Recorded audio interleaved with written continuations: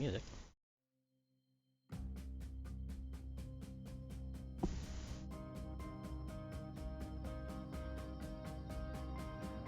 And there we go.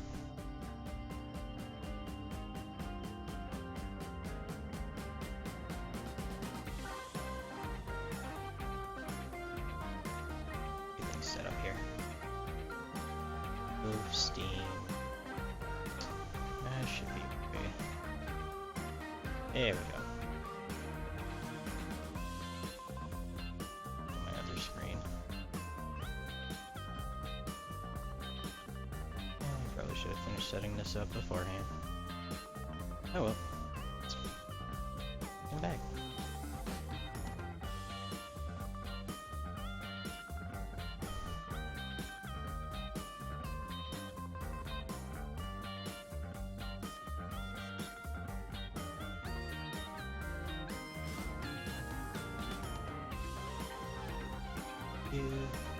Over here. Why not? It's been so long since I've used Windows 7. Go. Hold on, guys. Having a bit of technical difficulty. We're just a lot. Alright, fine. Do this. In a moment.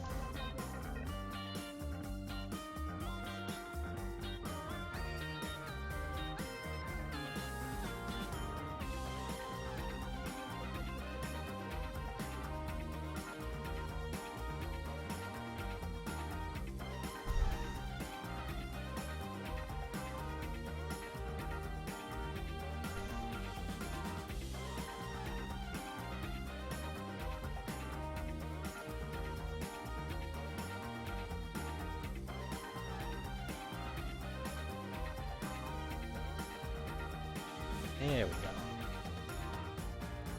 Alright.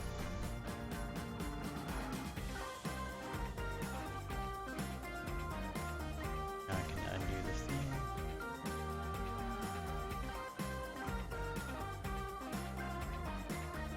And I'll start in a moment.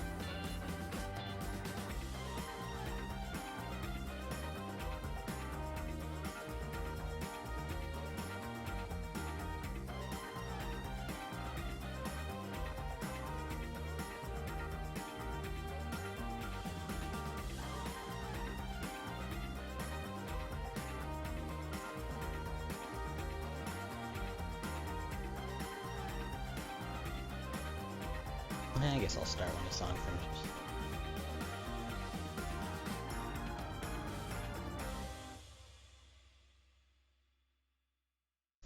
Why hello there everyone, this is JM764, and well, it's finally been announced. Transport Fever. I have been waiting for this game pretty much ever since the first Transport Fever was announced. Something that would rival not so much Open Transport Tycoon Deluxe or the original Transport Tycoon Deluxe, but at least something that, well, could match like Chris Sawyer's Locomotion or something. But Transport Fever, in my opinion, has actually passed that expectation, and well, now it has a sequel. I still think they should have made this first, but it is what it is. But since Transport Fever was announced today, I figured we'd take a look at some of the things that was mentioned about it today, and perhaps talk, speculate, and maybe even offer up some suggestions to the devs about what they can add to the well, the new game, obviously. Keep wanting to call it Train Fever 2, but I don't know. I really wish they had named it something different though, because TF for Train Fever and Transport Fever is going to cause me problems. Anyway, let's get started, shall we? Let me background. There we go. So, it is with a sad heart that the Train Fever website has pretty much been abandoned at this point, including the original forums, which I found a bit surprising. They did say they would make maybe a few more updates to the Train Fever site, but obviously most of their time and effort would be going into the Transport Fever. But, yeah, Transport Fever. Coming out this fall, amazingly. I did not expect that. I was thinking maybe next year. Then again, they have been working on it for a while. Well, without further ado, let's head on to the Transport Fever website. Which, one thing I've always wondered, why on earth is there a hyphen in the Train Fever URL? I never understood this, and I probably never will, but oh well. But here it is, Transport Fever. And they have some pretty nice, like, obviously Photoshop and rendered cut shots. Cut shots, what am I talking about? Cutscenes. For Transport Fever. Some in-game, some obviously, you know, production, but they're amazing. I mean, well, the picture's gone now, but trust me, we'll be seeing a lot more later.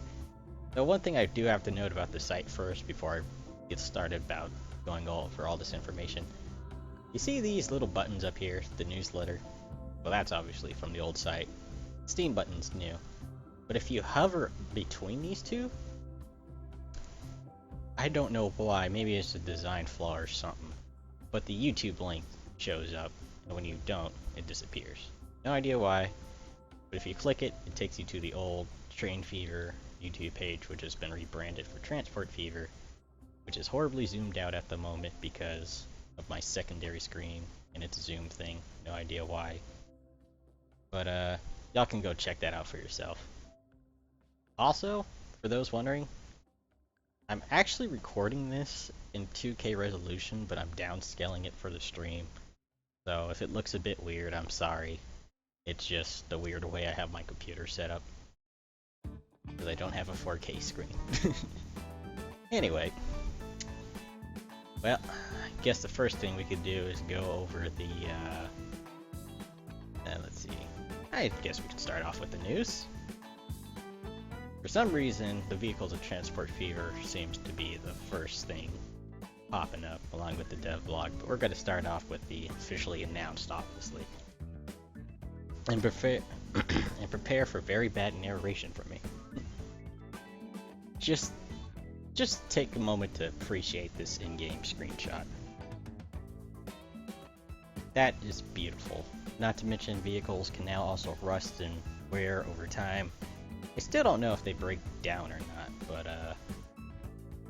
maybe it'll be a feature. Personally, I don't want it to be, but if it is, then that's cool. So, together with Gambitious, I think that's how you pronounce it. Gambitious, something like that.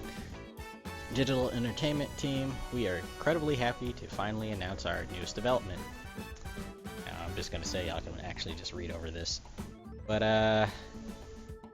yeah, it's pretty much the same overall kind of information for Train Fever when it came out, but obviously with Train Fever being out, they're pointing out all the things that's upgraded over it, like scenarios, which I wanted from day one, but never happened.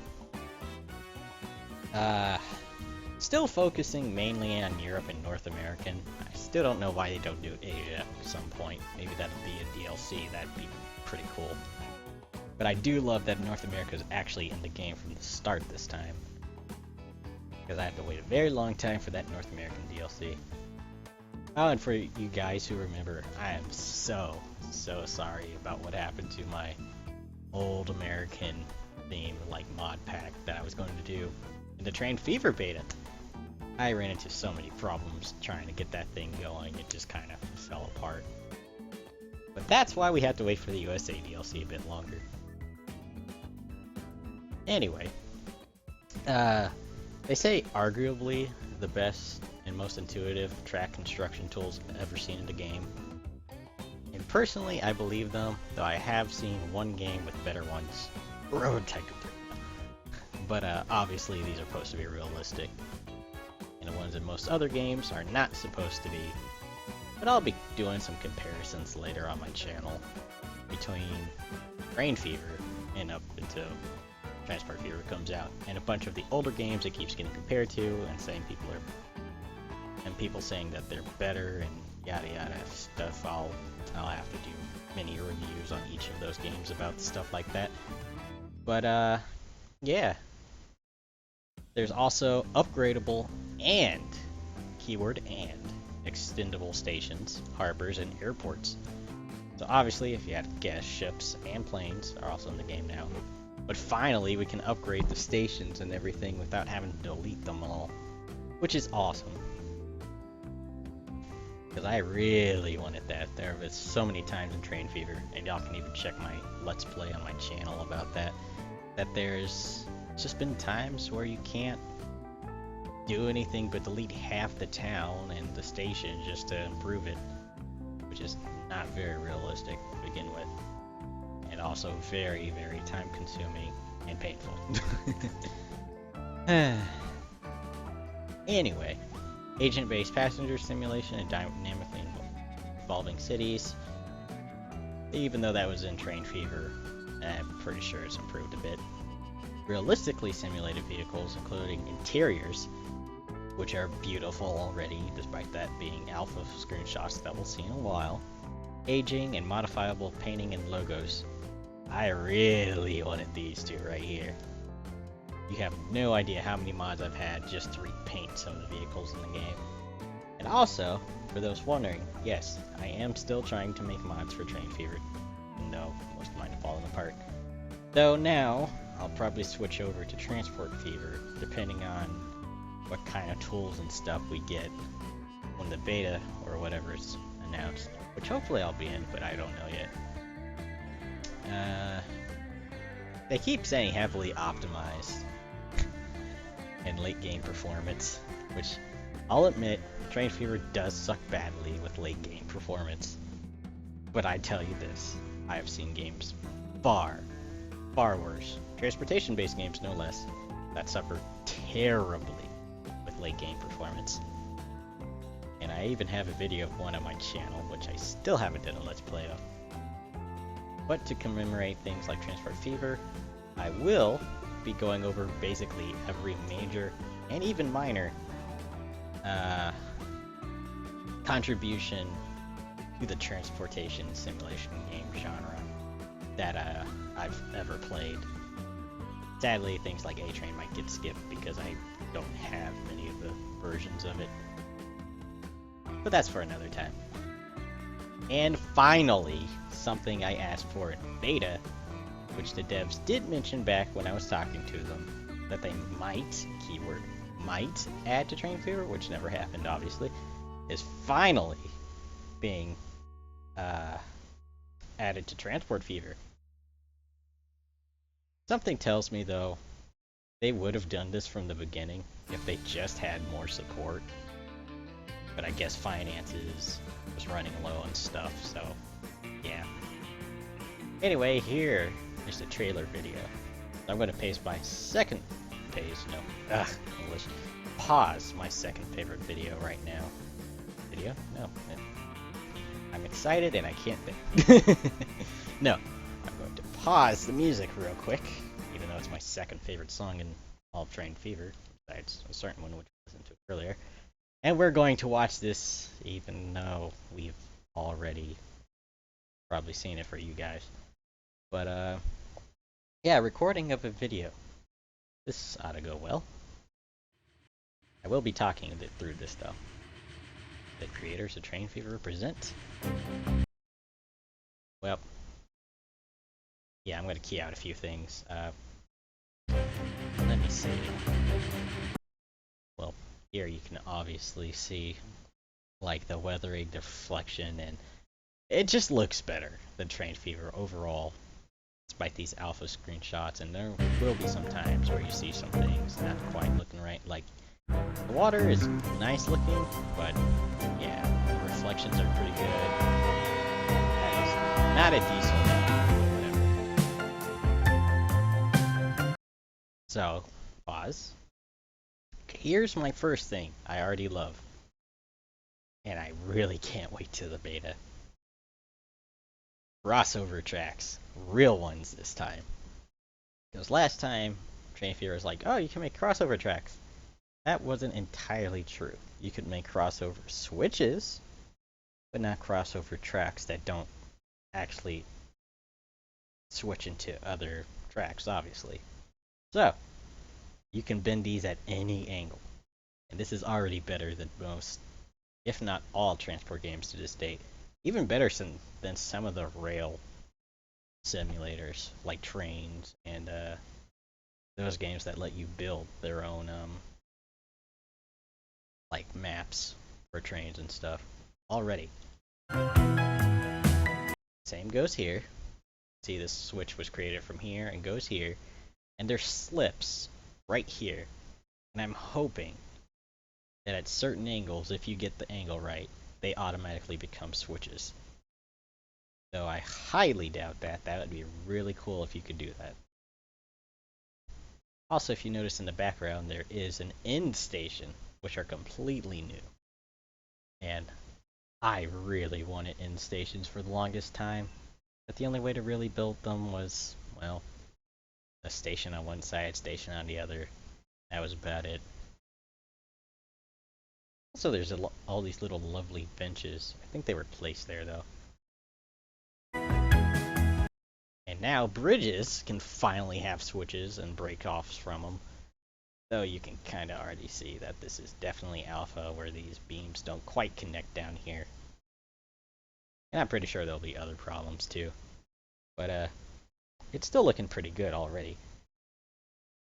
But since we can already do this, I obviously assume we can put signals on bridges, which would be awesome. Same going for tunnels. I really hope we can make things like that in tunnels too, because the biggest problem with Train Fever, in my opinion, even over the 20-minute rule, was the fact that you could not put signals in tunnels or bridges, which could get really, really long in some cases. So your trains would have to wait all the way at the beginning or end in order to cross, which was very dumb.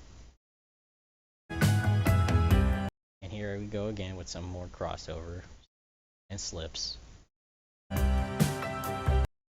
And look how quickly you can just create another split right next to that for a switch. I just like what they've done. Just wish again that they had been able to do this earlier. Oh well. Train, nothing really new. Well, no. Oh, wait, hold on. Let me back up a second. Go back. Yeah, here's a few new things. Vehicles now can have driver models by default. So I'm just going to say this out loud, and don't want to sound picky or whatever word you would ever replace that with, but they all seem to be old white guys. Nothing personal, just an observation. No matter the era of the vehicle, but yeah, the people are pretty much the same. They still have that weird walk cycle to them. But look at this end station. Isn't it nice? Also, bus stops apparently can be placed on stations now, and according to something later we'll cover, they can be built into buildings now, which is awesome if you mod.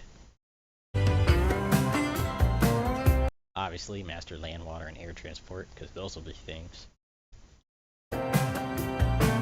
And well, You'll probably have to watch this part of the video and slow it down.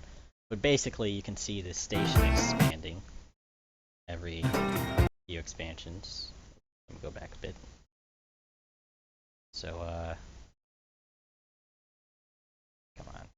Yeah, there's the small station, which has 2 tracks, a few overhangs, a lot of open space though. Here is, I think, a large station? Well, not a large, but I mean much bigger, and you can see the platforms have expanded out, and there's a bigger overhang for the center. And an even bigger station, which keep in mind, max track for a station in Train Fever was 5. But also in that scene it was also 5, and I wish they didn't jump these cuts so quickly. I assume this is a small ship dock, because we only have 2 warehouses and a few cranes. Then we have a much larger ship dock, which I guess also has a second pier for even more ships. And that's another thing about Transport Fever I will probably enjoy. Ships. Sure, they're horribly slow, but there have been so many situations on a map where I've had just a massive body of water, and things were right alongside it, and if I had a ship, I would have been golden. There aren't any. Also, that was another thing they teased that might have been added during the beta, but obviously got cut. One thing I'm wondering though is, can vehicles actually drive up into docks? That'd be cool. I don't think they can, but that would be cool.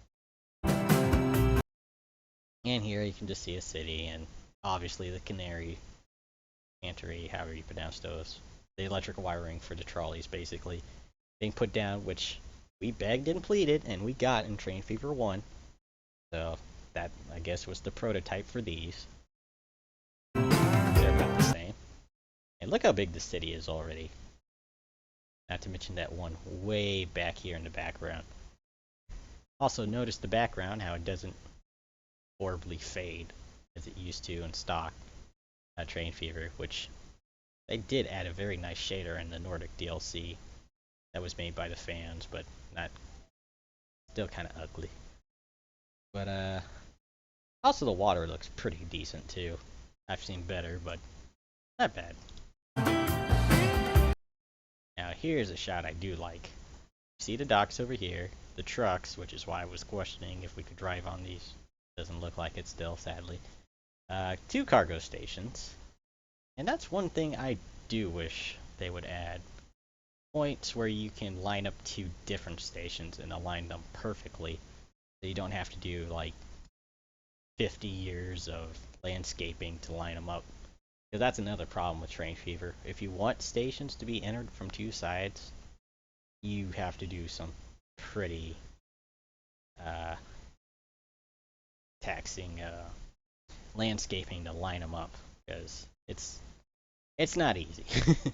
What looks like something that's perfectly straight can be like 5 or 10 meters above the other station, and it's just ridiculous.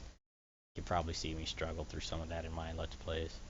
But yeah, also this big industrial area right here, and these are mines down here for those who are wondering, which I think they did this just to incorporate this shot.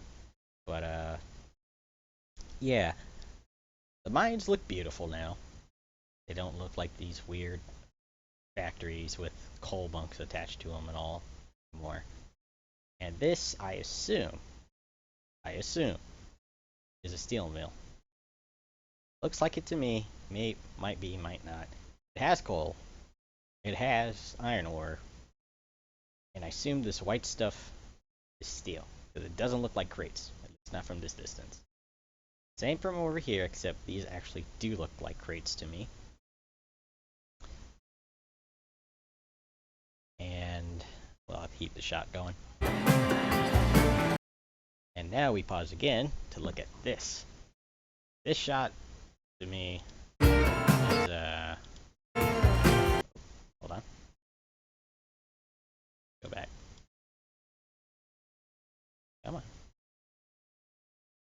There we go.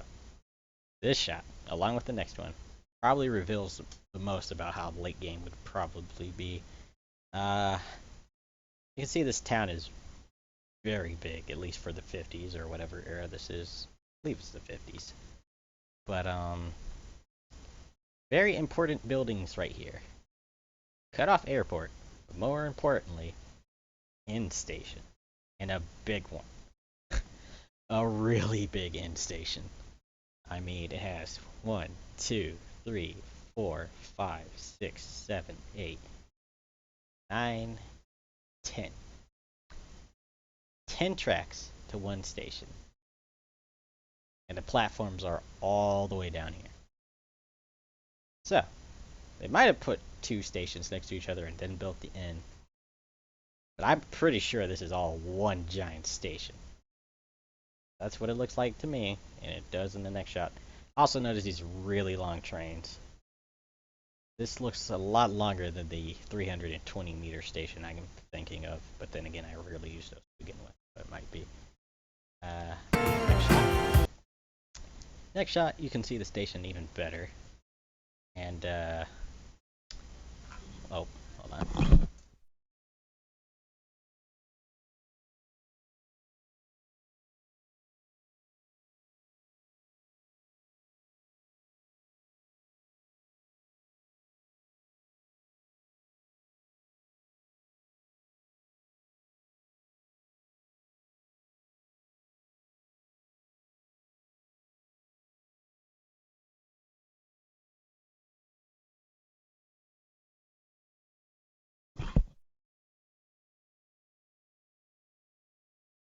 Sorry about that. Anyway, you can see what looks like a goods dock, which we saw earlier, but also this looks like a ferry dock. So it seems that docks will be split into types for passenger and cargo. Also a ship, which I don't think is the one we saw earlier, though it might be. Whatever ship that was. I'll think of the name when we see it. The airport obviously is shown off a lot better in this shot as well. I think those are comets. They look like them. It's hard to tell because they're a bit blocky on my screen. But it's looking good, even though this is in-game alpha footage, supposedly. It looks really good.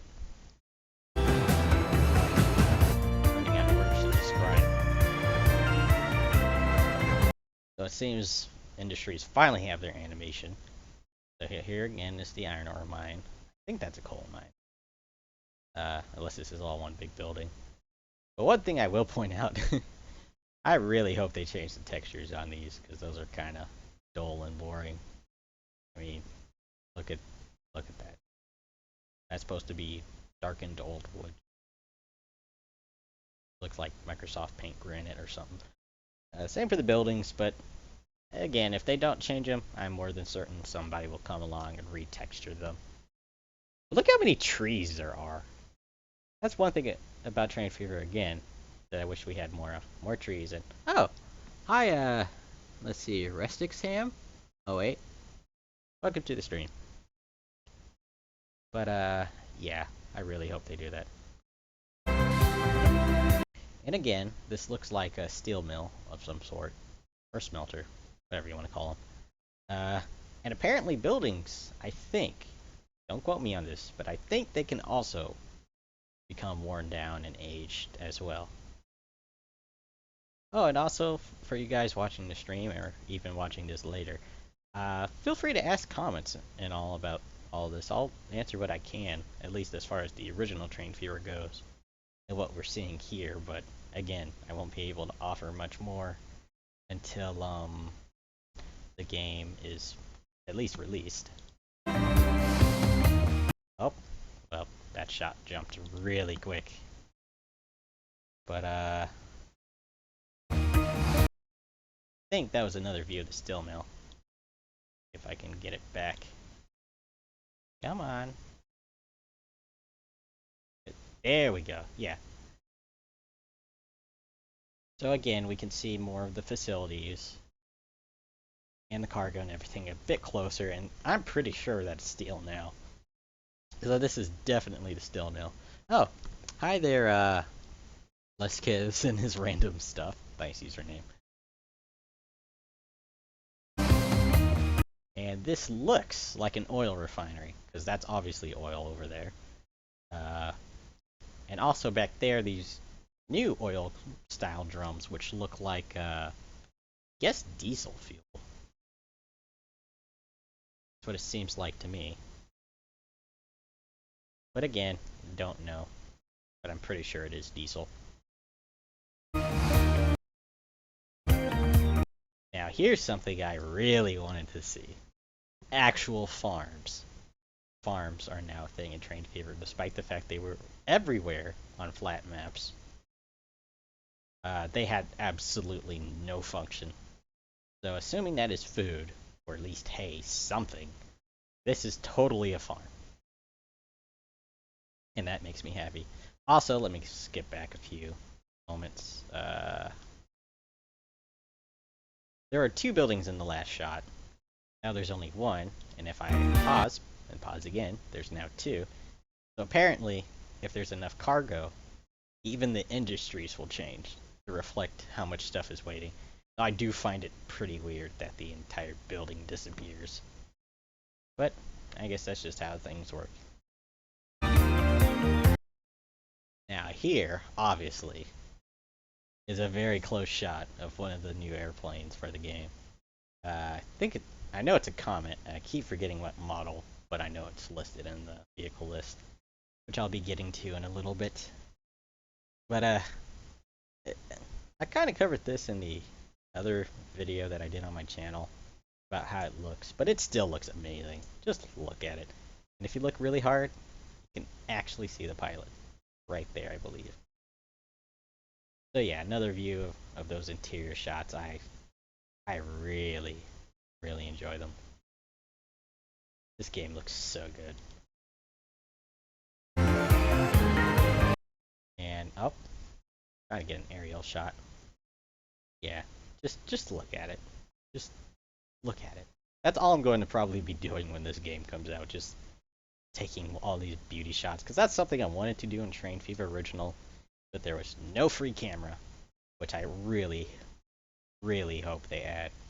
Free cameras are a must in games like these, because I might have 300-something hours in Train Fever. I think 400 now. No, 400, sorry. It is definitely 400 now.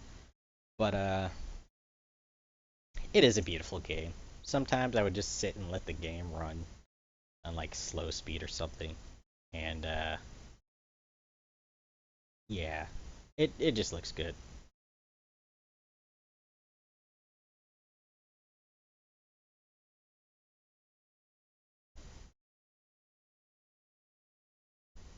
Just take a moment to revel in that while I check my phone quick.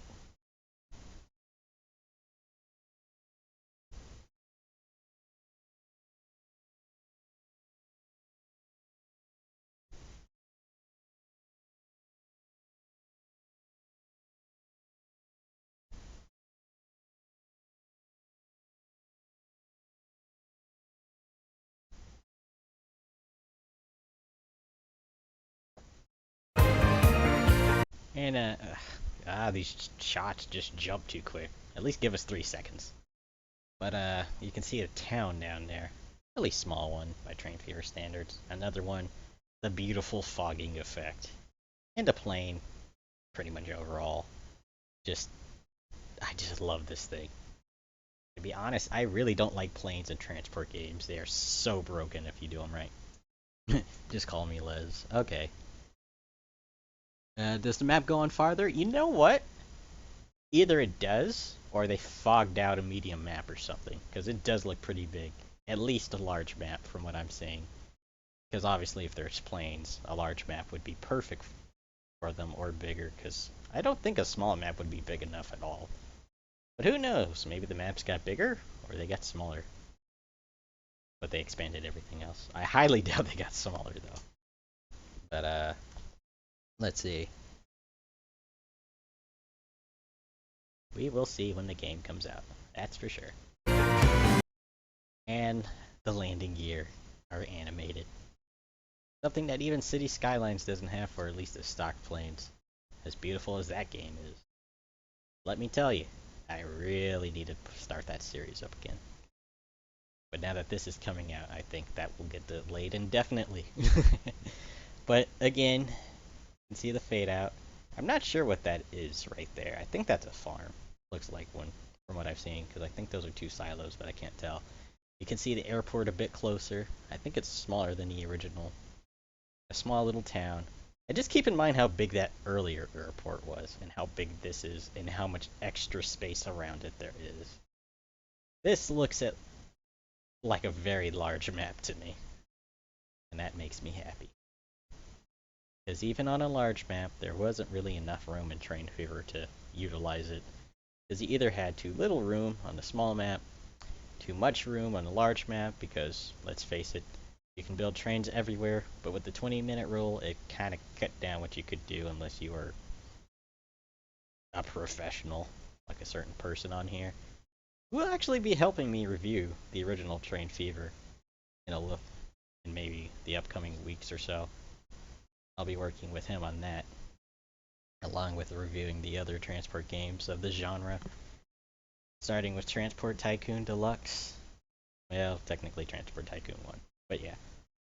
Just, I love this. Look at the sky. They finally fixed the sky. I can't begin to tell you how much I hated the original skybox.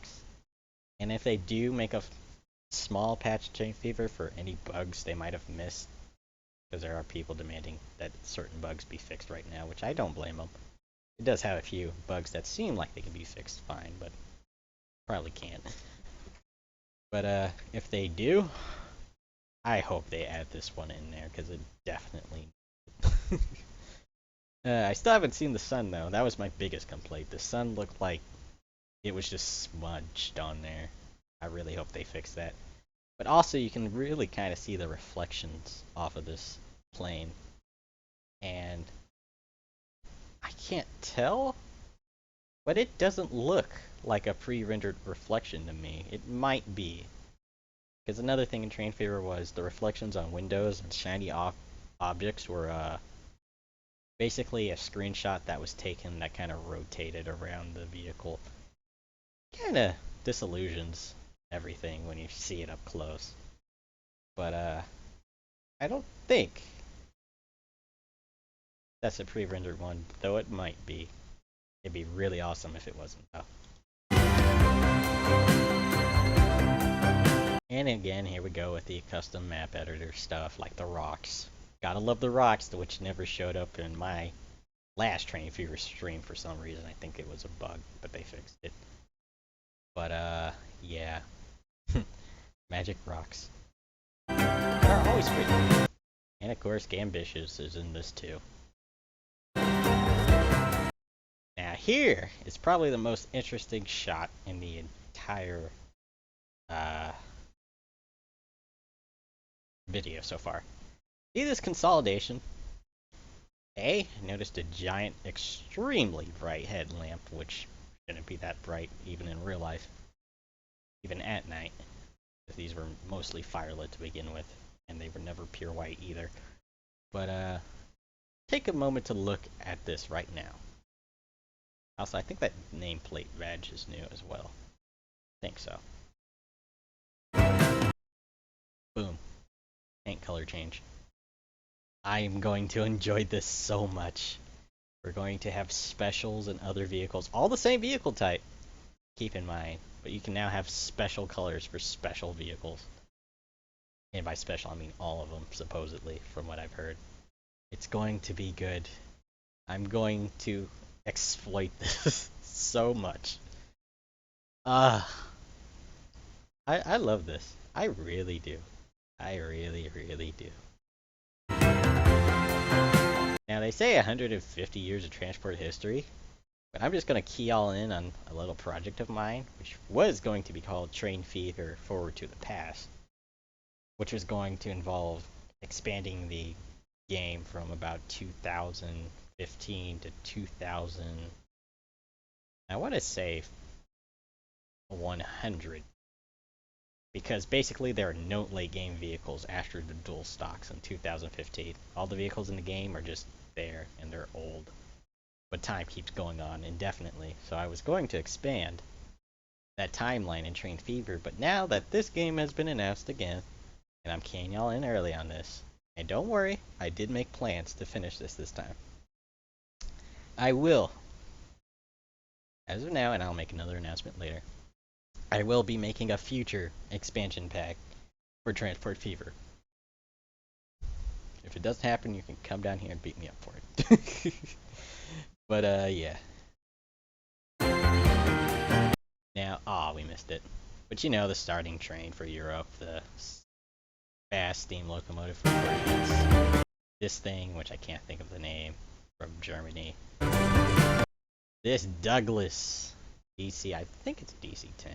Please correct me if I'm wrong. I'm pretty sure I will be. So I'll obviously get corrected when I look at the site again. Yeah. Beautiful. Just a beautiful plane. Oh, well, we missed a shot from 1850. I think there was an extra frame of animation, though, for the house going up. And oh, well, here's the 1850 shot again.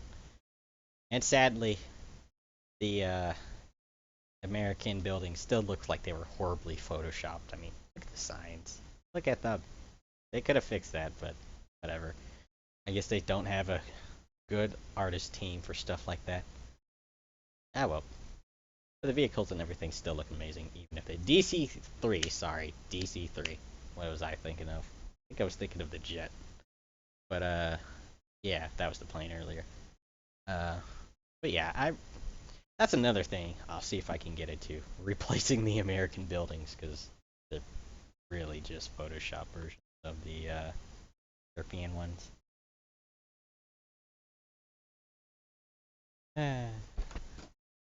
Whoops. Dropped the remote for my TV. Now, here's a new vehicle. I think I saw this somewhere on the Russian fan site as a mod, but this is now an actual bus in the game, obviously for Europe, as you can tell. But there are people inside. Actual moving people, too. I mean, I paused it, but for the few seconds you do see this bus, they actually move around. And I'm really hoping there's a loading and unloading animation for people getting in and out of vehicles. That would be awesome, though I'm pretty sure they'll just warp in and out. But, I can see things in here now. That makes me so happy. I actually kind of wonder if they'll add reflections for mirrors and stuff, but again, it'll probably just be that fake reflection thing at most.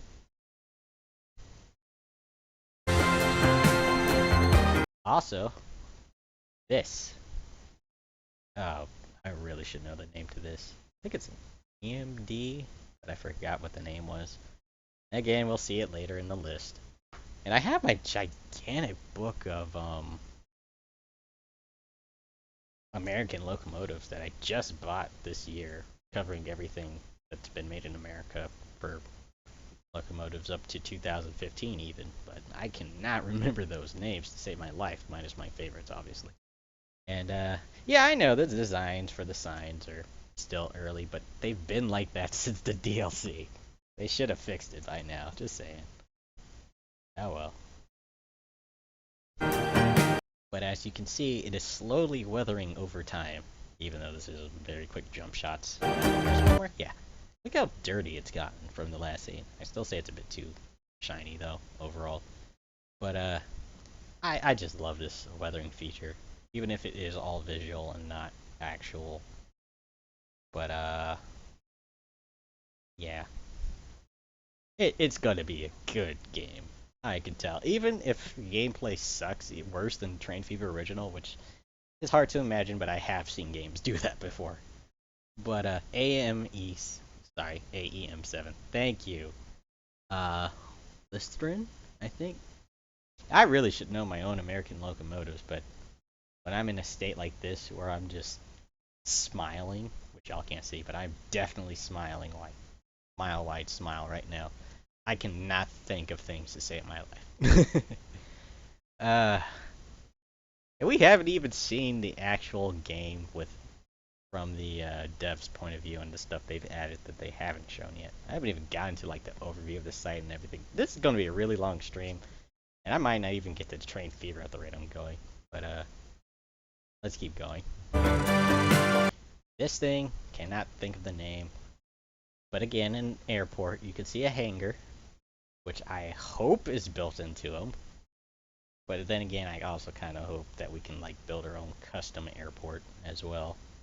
I do like the attention to detail, like the little weather sock, as I like to call them, luggage carrier. Obviously, this plane shouldn't be working in a time period where that's rolling around. But hey, it's train fever. I've run, what's it called? Names? Can't remember. Well. Just look at my streams and my older train fever videos. You'll see me running vehicles for like 100 years plus for no reason. Just because I can. Which I'll all probably be old looking. This is new. No idea what the name is, and knowing it's European, definitely going to butcher it when I get up to it. But you can also see part of the interior. It is carrying a small, decent load.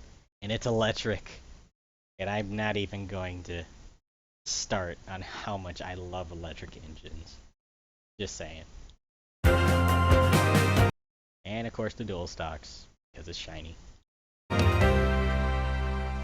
Transport Fever. Urban Games and Gambitious Digital Entertainment. I'm going to love this.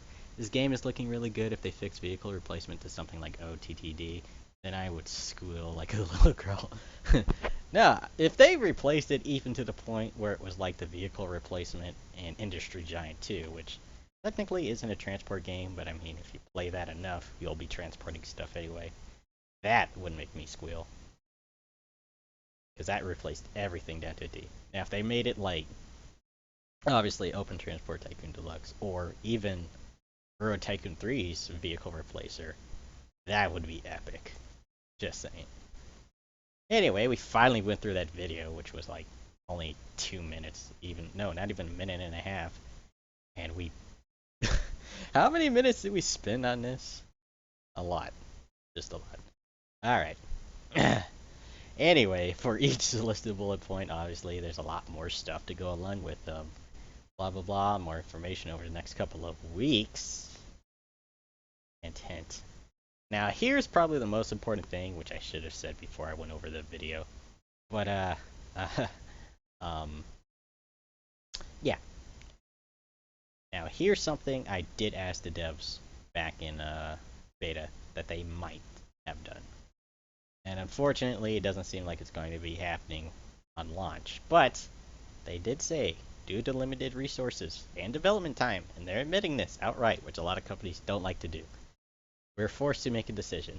Either make a great single-player game, or an average multiplayer game. Which I'm going to say now, Cities in Motion 2 is an average multiplayer game. And a decent single-player game. Though it is fun in its own little rights.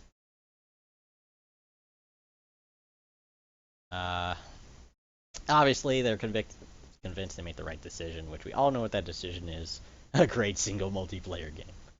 Single multiplayer, what talk about it now. Single player game. Wow. Anyway, they did, however, promise that they want to make a great multiplayer game. So multiplayer, hooray, has finally been announced for Transport Fever. I'm going to have so many friends playing this with me now.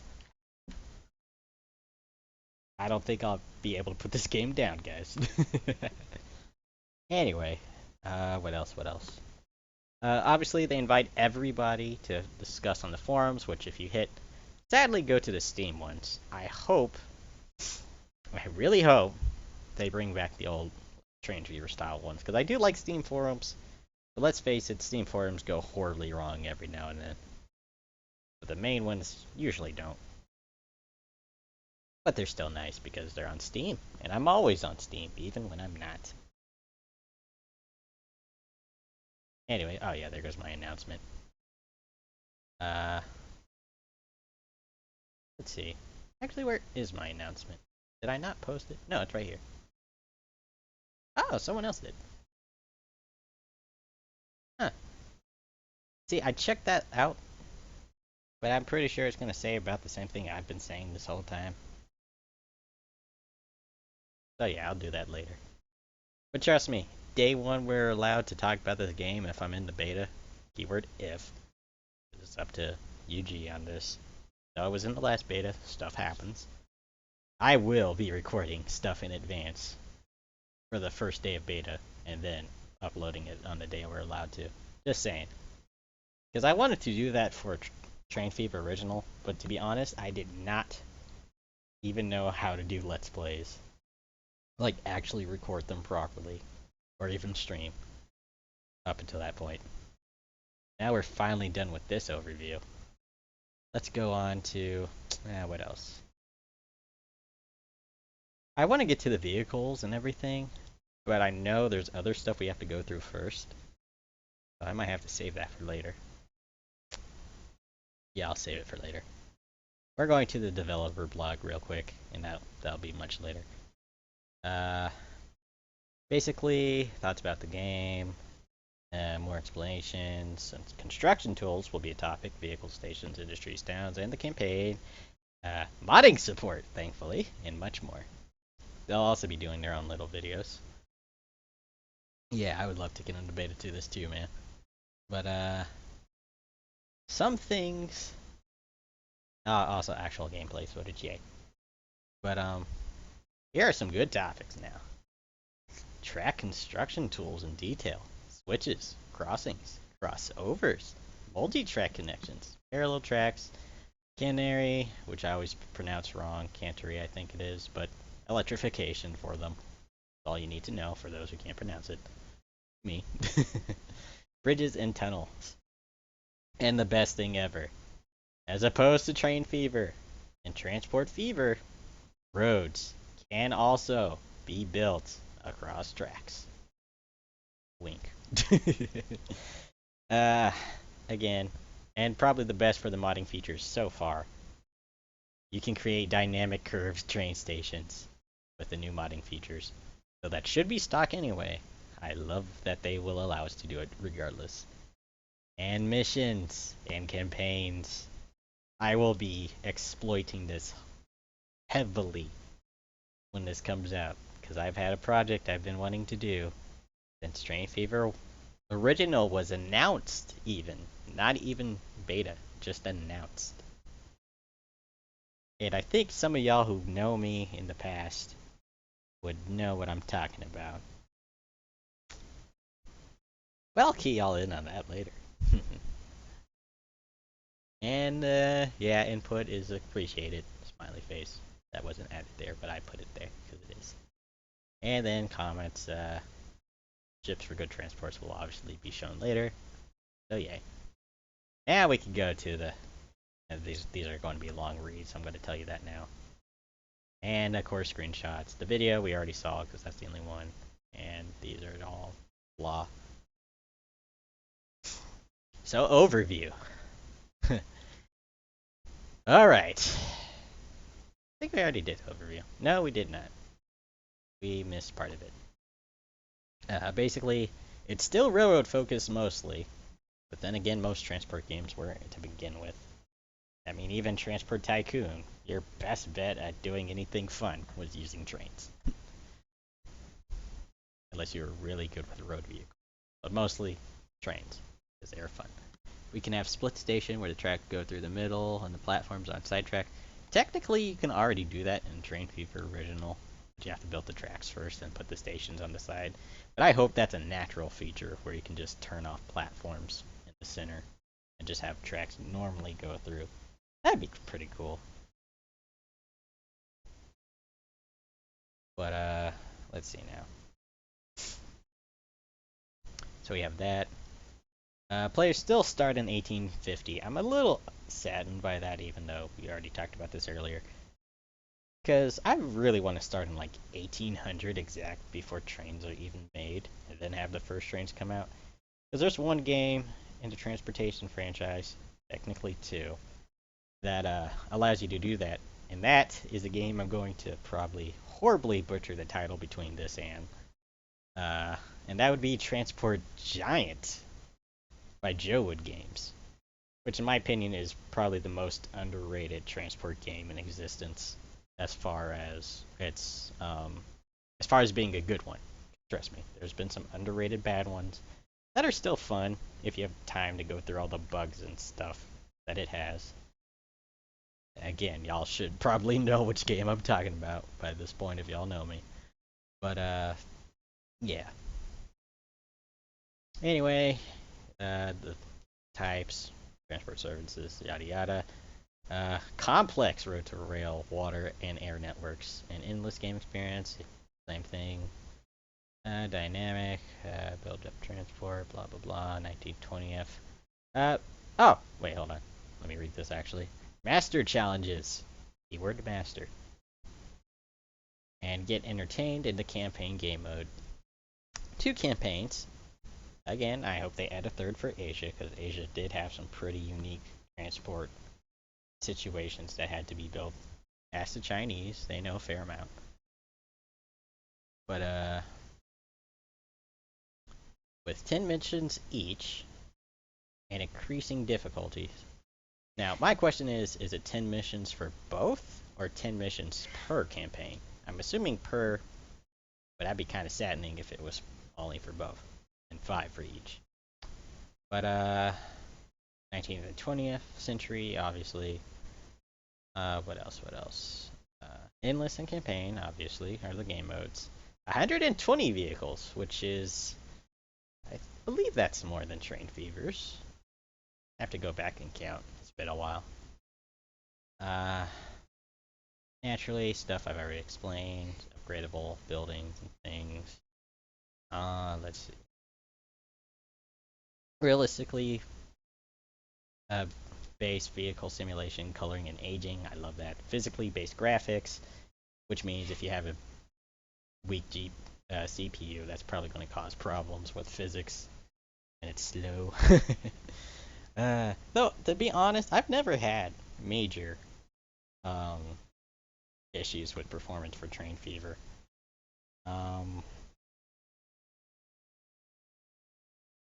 Again, for those who are wondering, I have actually gotten Train Fever working on a tablet before. A Windows tablet, obviously, but a tablet. Yeah, I'm pretty sure the way it was worded, it did say 10 missions. I'm just hoping that's what they actually meant, because some people can interpret that different. I'm really hoping that those remaining problems have been fixed with performance.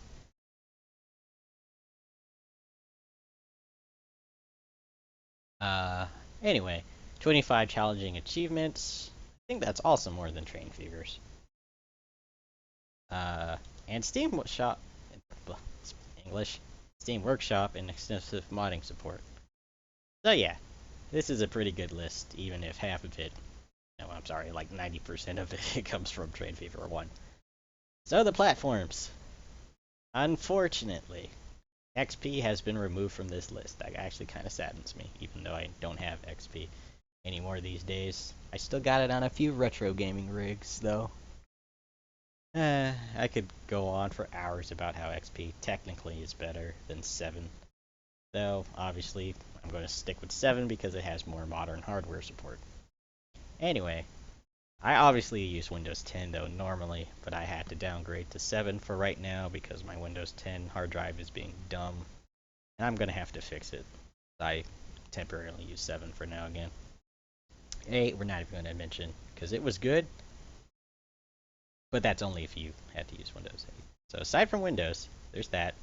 Now I'm assuming that because it's a 64-bit, and because memory says 4 gigs of RAM, you're probably not going to be able to run this on 32-bit like Train Fever Original anymore, which was a big problem in the beta, I remember, which is why they removed large maps from 32-bit.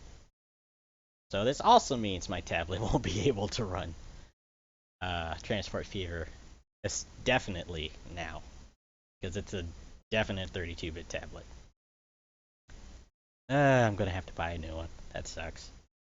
And obviously, you wouldn't really be playing Train Fever or any other game like this, or even Transport Fever, on a tablet. But hey, sometimes your gaming laptop's just a bit too big to carry around with you. Oh well. Anyway, finally, the most important part, and probably the oddest, minimum system requirements. Processor, an Intel Core 2 Duo at 3 GHz. Now, I question, is this first gen Core 2 Duo that hits 3 GHz or the later gen? Because trust me, there are a lot. Actually, I'm going to open up Game Debate, which I usually use to compare like how well a game would run on a PC. And real quick, if for those who want to know, my PC is just a little overpowered. Just a i7 4790 and a Radeon HD 7970 overclocked by 30%, 32 gigs of RAM, DDR3, but you're just a little overpowered for Train Fever and all these other games. Which, funny story, this computer was actually built for Train Fever original. If y'all want that story, you'll have to watch the videos, obviously, and piece them together, but you can see what happened. Obviously, Kerbal Space Program is the reason why I had to upgrade RAM, but that's a discussion for another time. Anyway, let's load up the Core 2 Duo, which doesn't have all of them, but it has a fair amount. And I'll also load up the, my personal favorite, the Athlon 64X2s, which was the whole reason why the Core 2 Duo was made, which I really have to do a video on that. That's going to be a fun discussion. So technically, the first Core 2 Duo to hit 3 GHz was the E6850, which is this thing. Which, yes, I know, compared to my i7 is about 282% weaker in theory. Though, obviously not in practice, because trust me, in practice, all these values usually get halved, depending on. But that's a pretty weak processor, even by today's standards. And its competition, which I actually own, the Athlon 64X dual core 4800 Plus, which is far weaker than my i7, mind you. But if you go down to the 6400 Plus, it's a little better, like about 318%. Still 100% difference. There are better Athlons, but hey, like I said, those were my favorites. They technically could run, technically. But if this is the minimum, you'll have a lot better time than if the E8400 was the minimum. Because it's also 3 GHz, but it's 246%. Which might not sound like a lot, but trust me, about 40% for a CPU is usually what you want to get for an upgrade. Unless you're me, which I upgraded from like a Phenom 2 to an i7, which is over 100% difference. But yeah. No, sorry, Phenom 2 quad-core. But oh, warning said, let's see, if they don't specify, they mean the first one, otherwise they're asking for trouble. Yes, otherwise they are definitely asking for trouble. Yeah, caught that comment a bit late. But I'm going to assume that it's the 8400 for the system requirements. Which, come on, you can just buy a new PC, like any i3 pretty much beats that. Like, even the first gen i3s, like this 3.06 gigahertz one, that's 200%. That's a stupidly high increase from the E8400. And that is like this i3 alone is 6 years old now. So yeah, any PC you buy these days, unless it has like an Atom or maybe a Core M. I haven't checked out the Core M's yet. I've heard they're decent. But yeah, any new PC will be able to run minimum settings guaranteed processor-wise. Now, when it comes to graphics, and I'm skipping RAM because, you know, 4 gigs of RAM is fine on any system, even if it's DDR2, as long as everything else is fast enough. Because most games really don't suffer too badly from your RAM being slow, unless it's like the slowest speed of that RAM type. Because I've run Kerbal Space Program give example, on 4 gigs of RAM of DDR1, and that stuff was ancient, and it ran pretty well. And obviously DDR3 is super fast compared to DDR1. And I could go all day about RAM types too. SD-RAM, if y'all remember that stuff. Oh man, that stuff's old. But 90s kid, if y'all had it. Yes, 90s. Anyway, yeah, you should be fine RAM-wise as far as speed goes. Just make sure you have at least 4 gigs. I recommend it no less than 6, really, if you're going to play a game that requires 4, 2 for Windows, 4 for the game. But naturally I recommend 8. But yeah. Now here's something. The NVIDIA GeForce GTX 260 and the Radeon 5670 with at least 1 gig of RAM or better. Now I'm just going to say this right now. Most GeForce's GTX 260s never had 1 gig of RAM. There were a few, but most were like this weird 3/4 of a gig. Which I actually owned one, and I owned apparently the best version of the GTX 260, which was I think made by not Sapphire.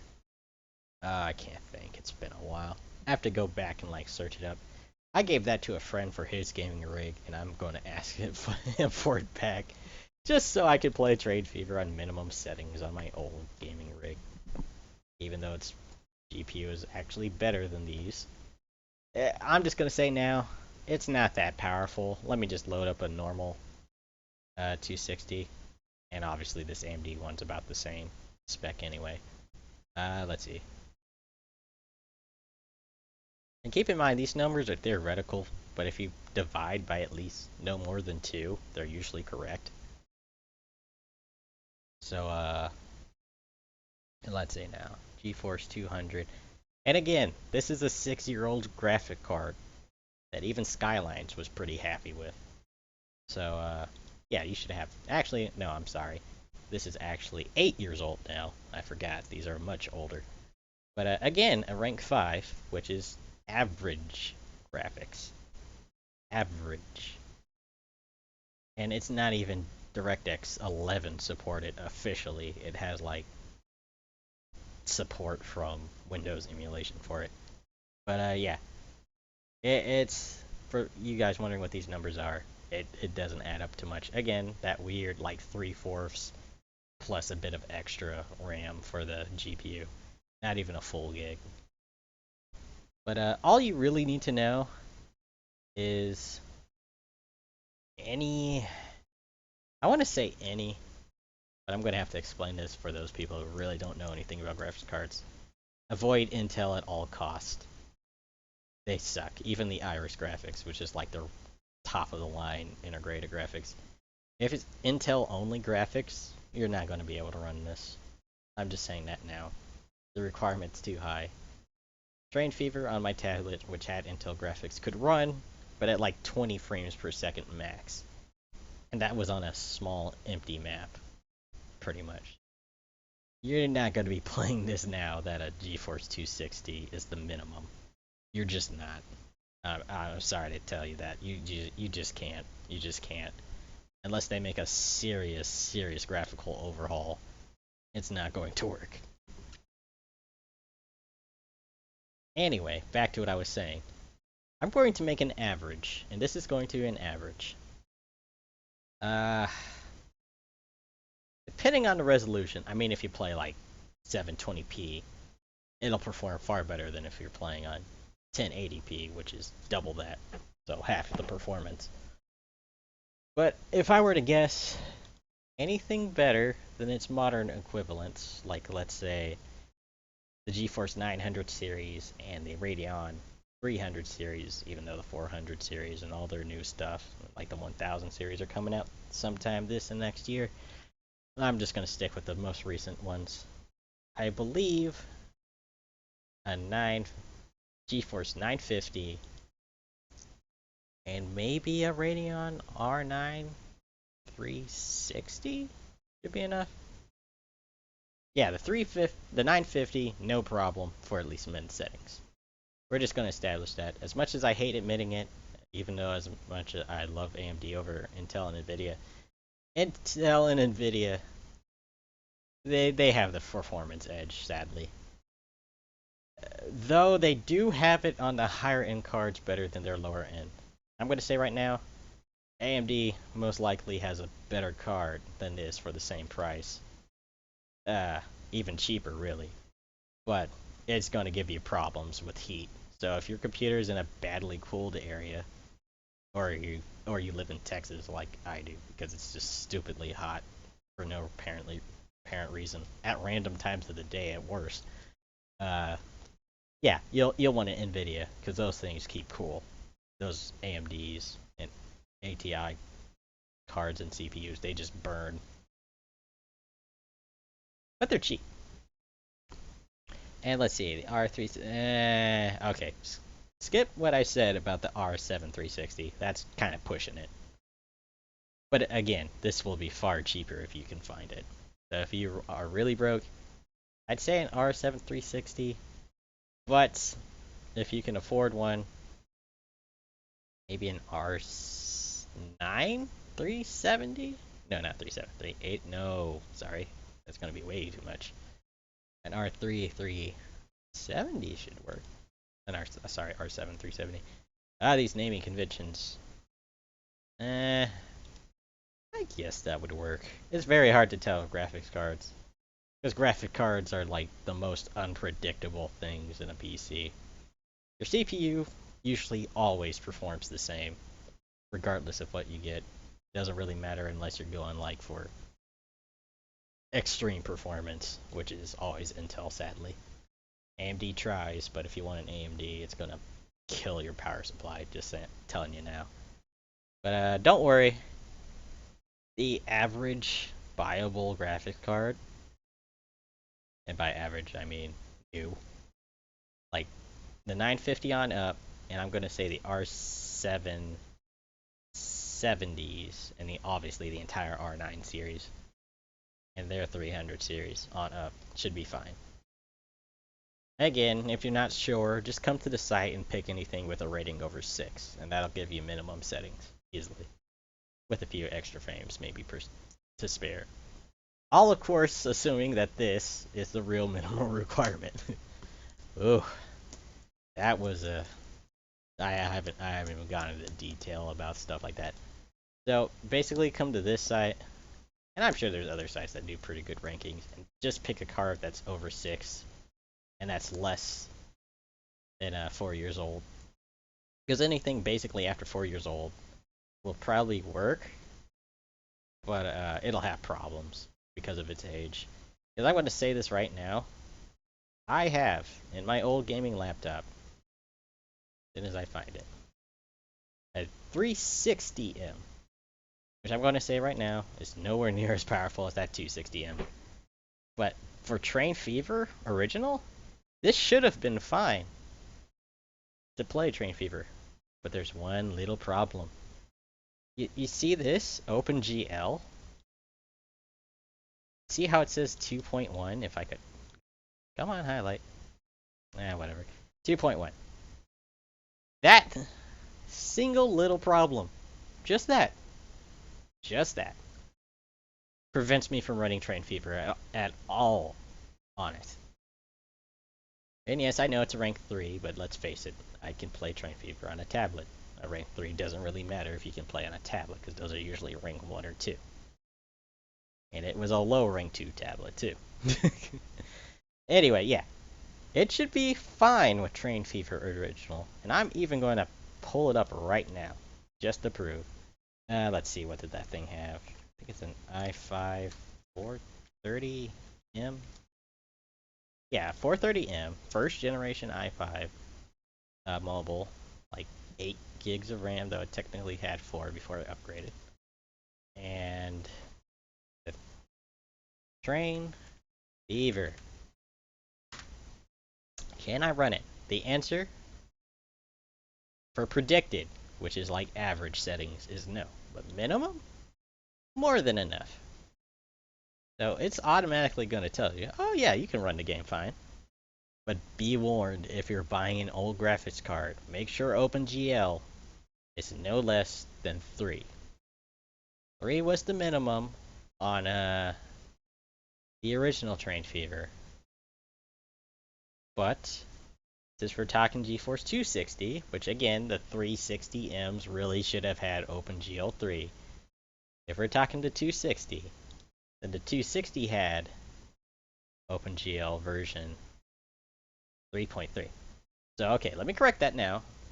Before you go out and buy your graphics card, make sure it has no less than OpenGL 3.3 and a shader model of no less than 4.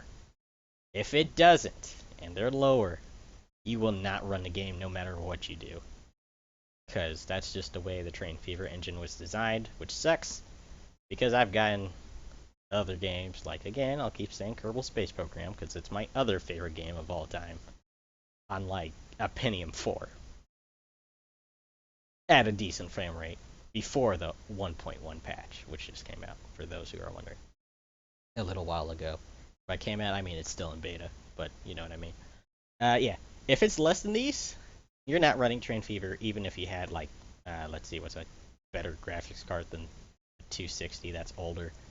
We think 2000.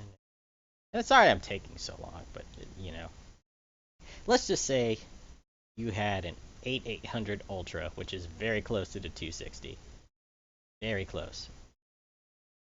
Oh wait, sorry, that actually has OpenGL 3.3. My bad. I don't usually deal with NVIDIA cards. They've given me too much trouble, despite the fact that they're powerful beasts that use very little power. I think the HD 4000 series would be a good pick. Let's see, am I wrong? Are you going to prove me wrong, 4890? Yes, you are. You actually have a higher shader model, too. Okay, I know the 3000 series definitely didn't, even though it's older. But let's just pretend you had 2. And I'm just going to tell you now, never buy 2 HD 3870 X2s. You just won't have the power supply for it. No, even they okay, I'm really going to have to go back. Sorry, guys.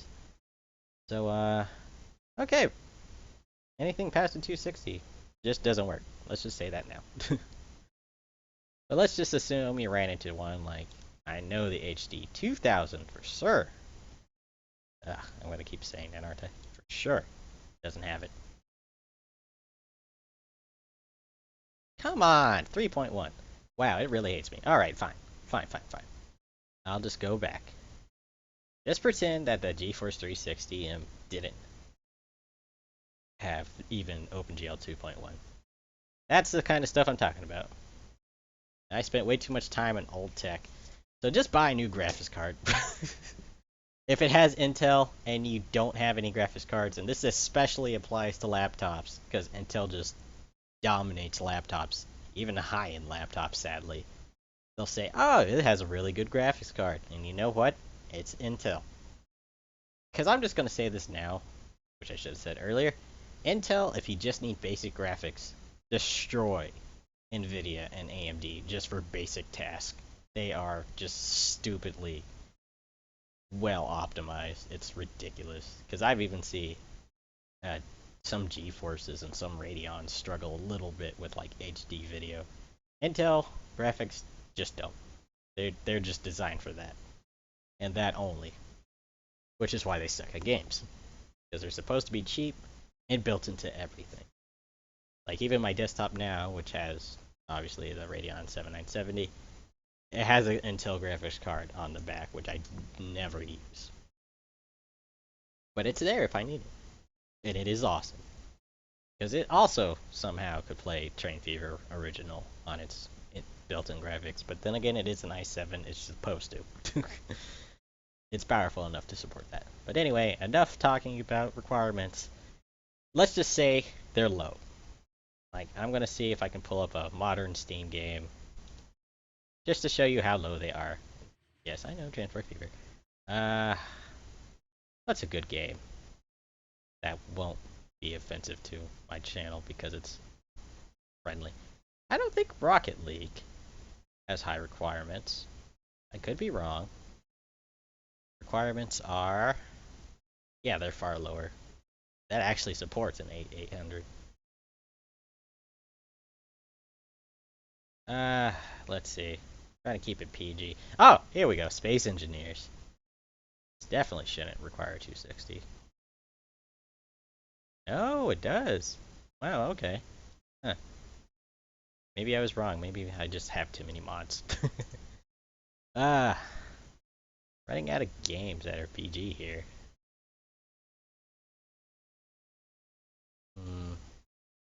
The Sims 3 just dies on older PCs that it was supposed to work on. Is Trackmania? I'm sorry, I'm going a little off topic here, guys. I'm just trying to show a demonstration. No, it technically does, though it's not very specific.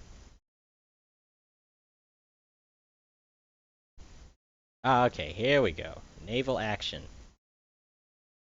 Requires a 460. There we go. Now again, it is a bit of a push. But if you're going for graphics intensive games like this, which has, I mean, if I can get it to work properly. Yeah, it's not going to show right. But yeah, stuff like this, very high detailed water, which I wish Train Fever would have, or even Transport Fever would have. I'm going to get those two games mixed up so bad. Yeah. Yeah, you don't have to worry. I still don't understand where people are getting those performance issues from, because it ran fine on my old 260. And I know most of the people complaining had stuff better than that. Oh well. Maybe I was just one of the lucky ones. Anyway. Now that we've done that, we can finally get to features. Ooh. And this is probably the... Yeah, this is going to be another talk one. Alright. Man, I never thought I could do an hour and 21 minutes of just straight speculation talking and no gameplay. Guess so. Anyway, I love this shot. Just two beautiful American steam locomotives, which, don't get me wrong, Europe has some beautiful ones compared to these. I still like this shot, though. Even though it is clearly pre-rendered and photoshopped. I still like that they made it. Because it makes it look like a more professional game now, which... Let's just go back to the old site for time's sake. Planet Coaster. I really got to get to that game. It's so expensive. I mean, just look at the Train Fever site. You can tell this was their first game. Like, actual attempt. I mean, it's like something I would make if I actually spent time to sit down and make something. But I mean, it still covers everything that you need to know. Things are still 1 or 2 clicks away, which is the general design rule for any major website. But it just shows that they did not have the PR department,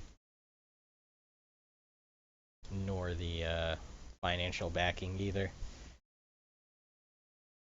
But now, even though the site is fairly blank in appearance, it does show its professionalism a little better. Anyway, again, starting 1850 achievement stuff we've gone over. Actually, I think we did go over these, didn't we?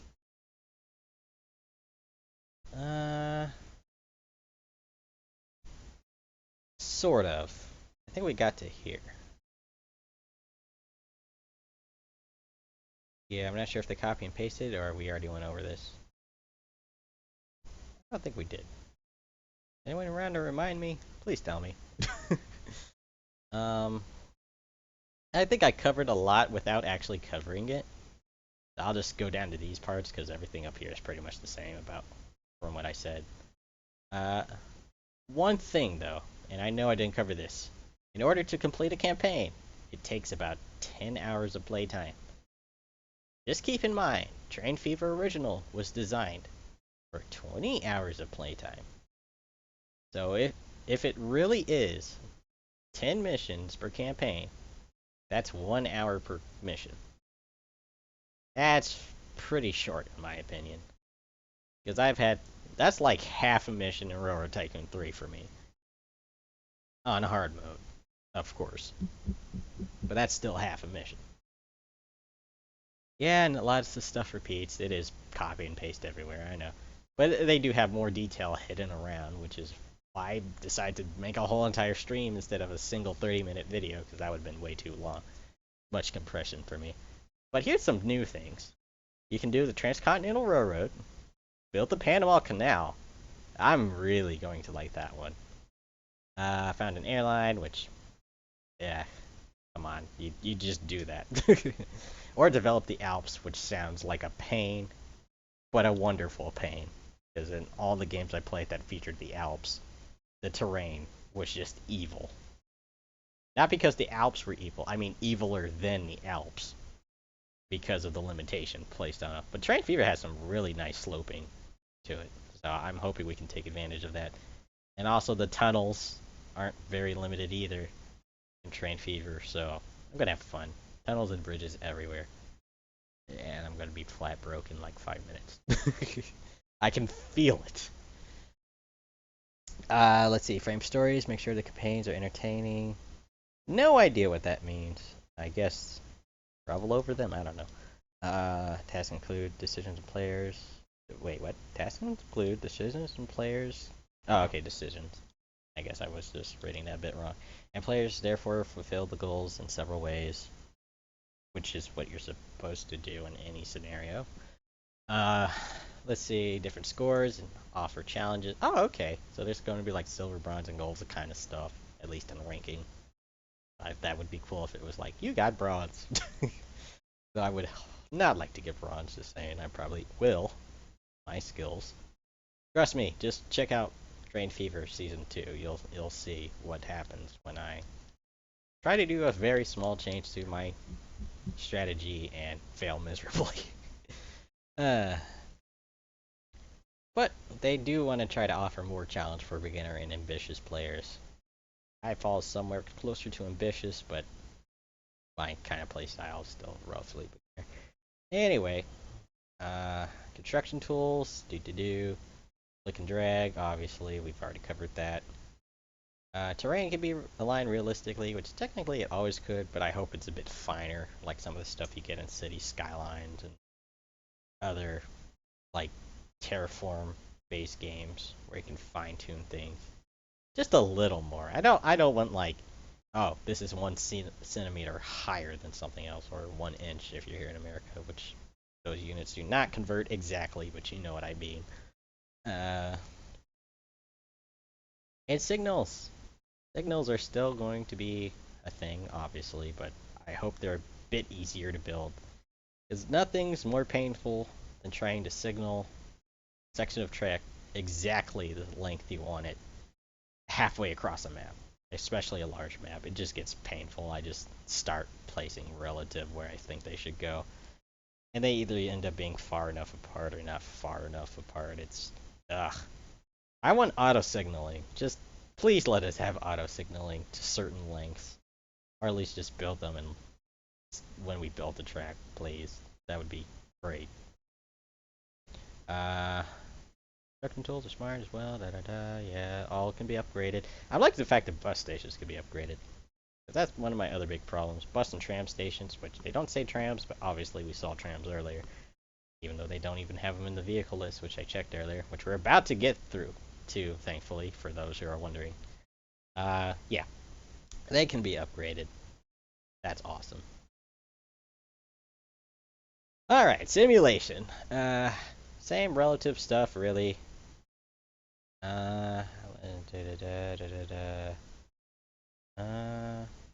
Sophisticated economy model and freight simulation. They say that, but I think they also said something similar. But, mines, refineries, and factories are all outside of town still.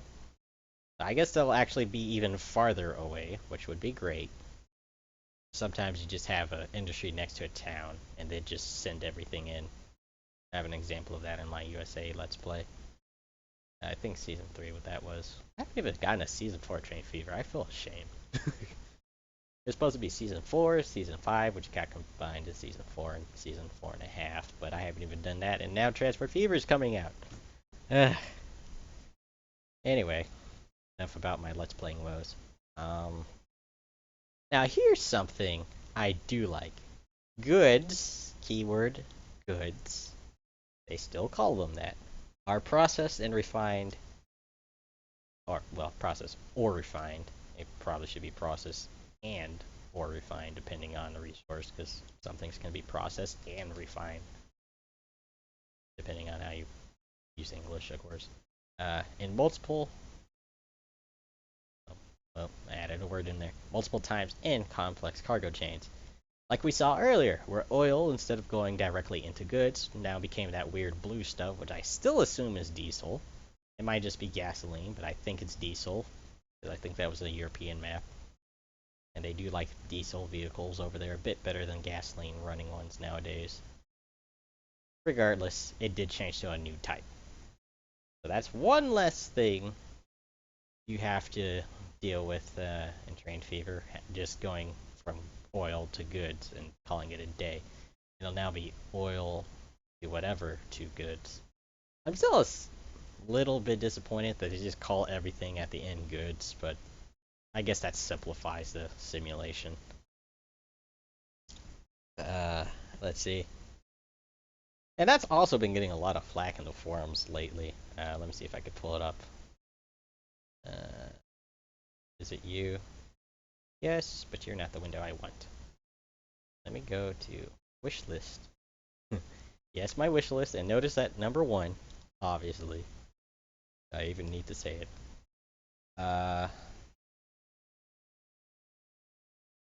I do want a discount on Train Fever, but I probably won't get one. Not Train Fever, sorry. Discount for owning Train Fever on Transport Fever. I'm good. These names, man. Why didn't they change that? Anything. Like Transport. No, I can't say Giant. That's already been done. Okay, maybe not. Maybe Transport Fever was the best choice. Anyway, I've seen a bit of comments in here saying like, oh yeah, he has multiple items. No, not that. Abolish the 20-minute rule. I could do like an hour video on the 20-minute rule, and it probably still wouldn't be enough to explain that thing. Though there was a decent explanation on a Train Fever site, but I'll save that for the Train Fever. Anyway, yeah, back to the site. So,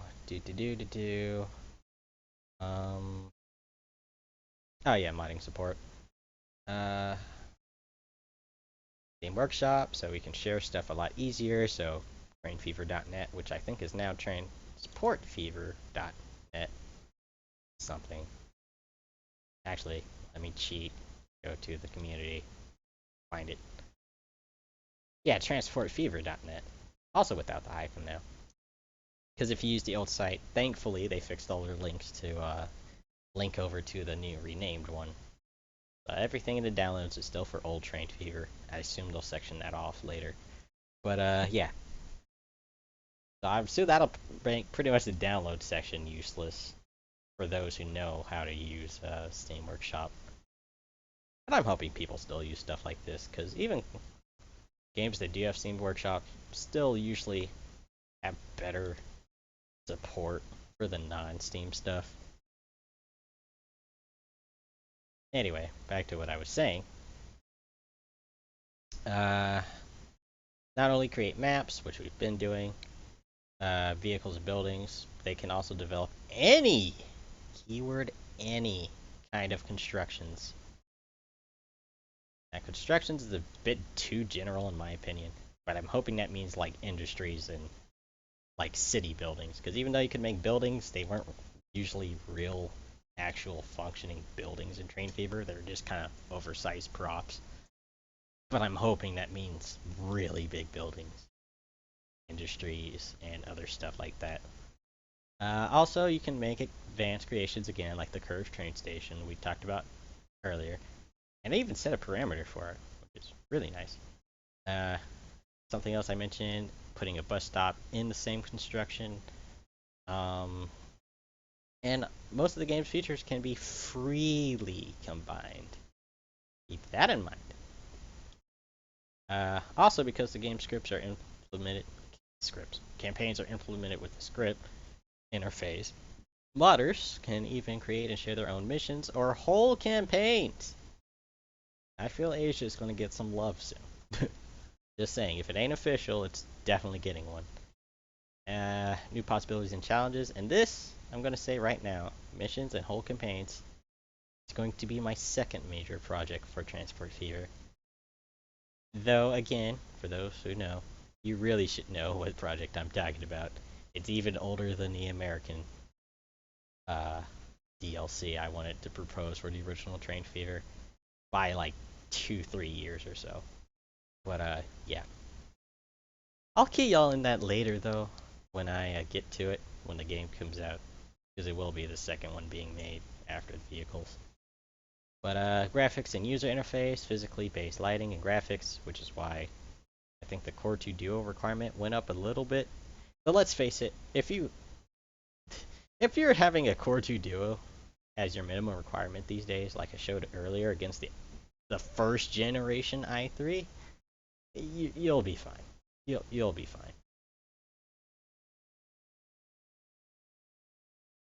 Let's see. Vehicles details include emissive lights.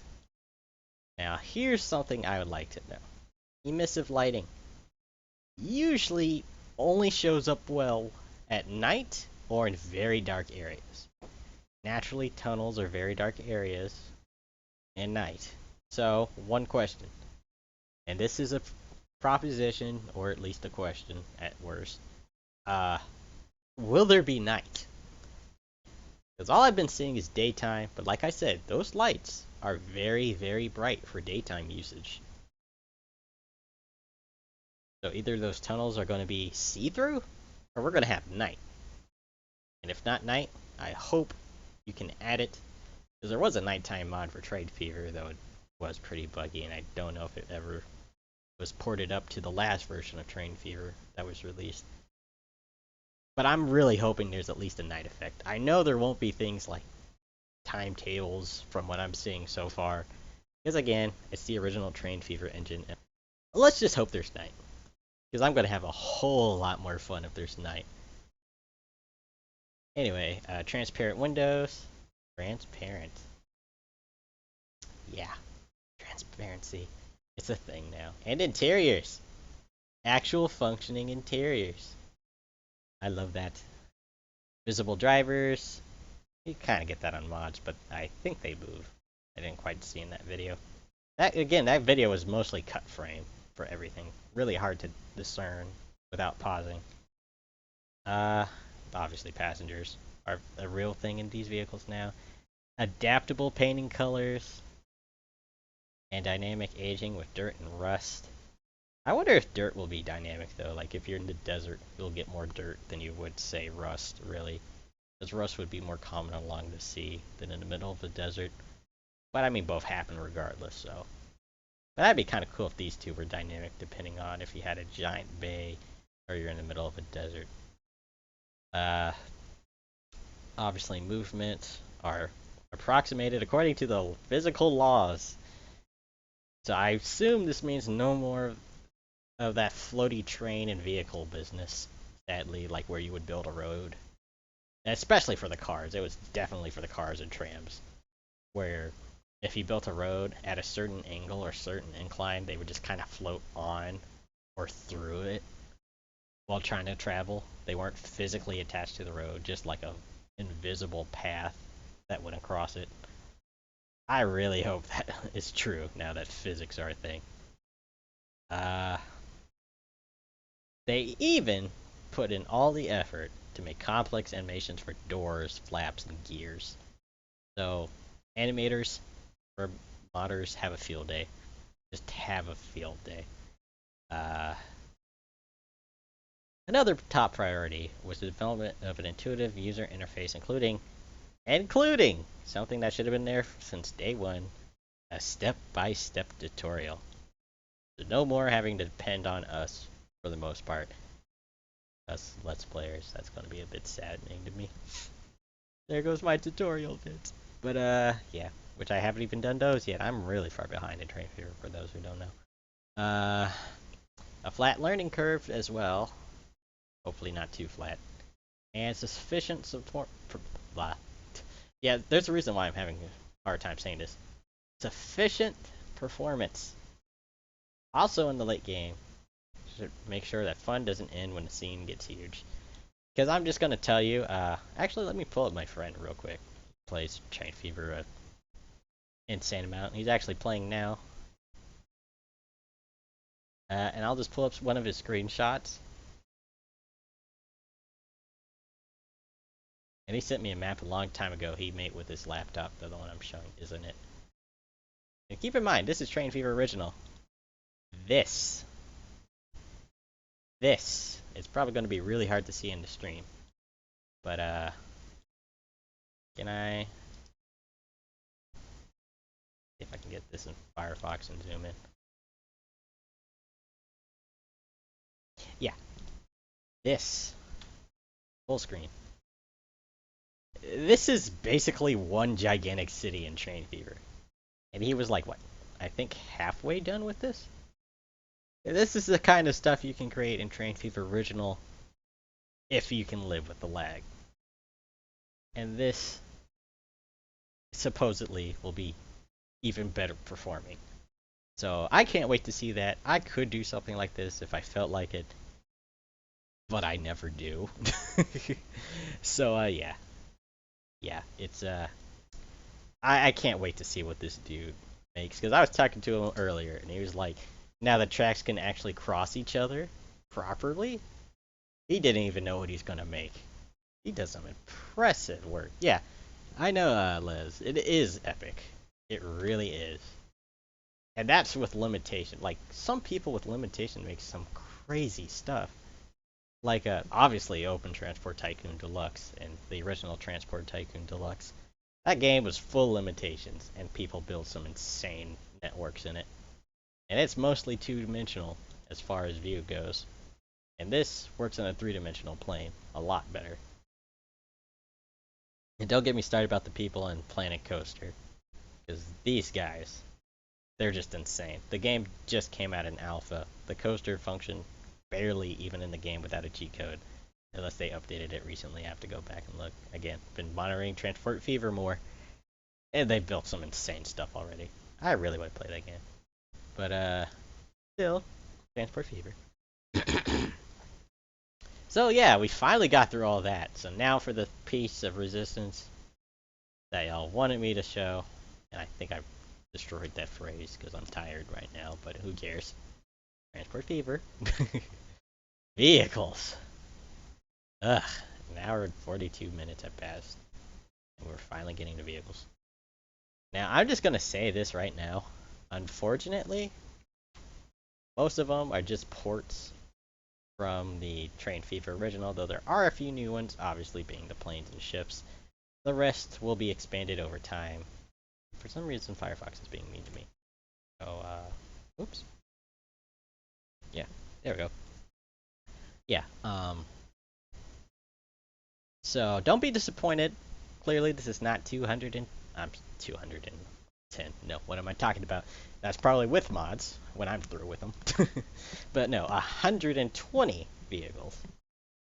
And I really think they love the Mikado. I mean, it has their insignia all over it. So I'm sure it won't have it in the game. I'm pretty sure that's going to be a logo, since they did say we could customize those. But let's go through the list now and correct some of the mistakes I made that some of y'all have already corrected me on. I can't pronounce this to save my life. So this thing, the first train you get in Train Fever for Europe, let's just call it the D1/3. Yeah, D1/3. We all know what this thing performs like. Molasses. But look at that weathering. Just look at that. It's beautiful. And there goes that old guy again. I don't know if they've done it on the passenger cars. I think they might. I hope they do.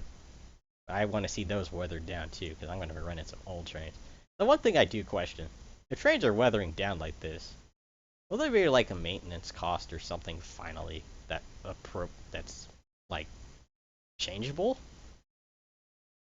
Because usually vehicles in real life don't become like this unless you're not properly maintaining them. So yeah, even if they are old. everyone's favorite, the horse wagon, which, to be honest, as much as I love these things, you're pretty much doomed if you have to start with them. Like, for new players, I always recommend 1900. Don't bother 1850, it's hard mode. It's just hard mode, which is why I always play on it. And fail miserably every now and then. Horse wagons. Just think that. I don't know how they made it to do it well in a Transport Giant. Because in that game, I could deal with horse wagons, and I had like hundreds of them. But in Train Fever, I barely get through about maybe 20 before I just spam and hope they work. They are terribly slow in Train Fever. And, oh, hey, numerous crap. Yes, I wonder if the horses get rusty. I know. That'd be awesome, just like... No, that's something I... Actually, you know what? I want to do that now. No driver for horse car. That's probably a really early shot, to be honest, for the horses. But, yeah, I hope they add a driver. They better. But, yeah, I might just do that just for fun. Just like 2,100, fastest vehicle in the game. Metallic horse-drawn wagon. That would be hilarious. Yeah. But I have to find someone to make horses because I suck at stuff like that. Now, the 440 type, American, or as most people know this one, the General. I'm still sad that, because if I convert this to miles per hour, that's like 20 miles per hour, give or take. But, yeah, I'm still sad it's limited to 20, because these can actually hit 60 maximum, usually. But again, it is Train Fever. They had to put a limitation somewhere to keep it aligned with the European ones. And to be honest, in real life, they averaged 20 anyway because the way of the tracks here in America, because they were all dangerous and stuff. But, do you think that in the fall this will come out? Yes. I'm going to say that now, yes. Because they didn't say August. If they had said August, I'd be screaming right now because that's my birth month anyway. But, aside from that, yeah. Yeah, if they gave a specific month, I'd be screaming, but because they said fall, which continues down to October, yeah, no, I'm just gonna say fall. Now, if they said 2016, I think we'd all be doomed, because that'd definitely be like December 31st at 11:59 p.m.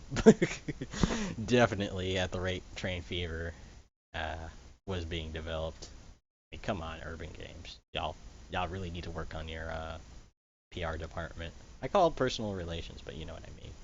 Advertising your stuff. Now, open cab. I love that. And you can kind of see the driver. It looks different now that I look at it. But very hard to tell because that stupid post is in the way. Come on.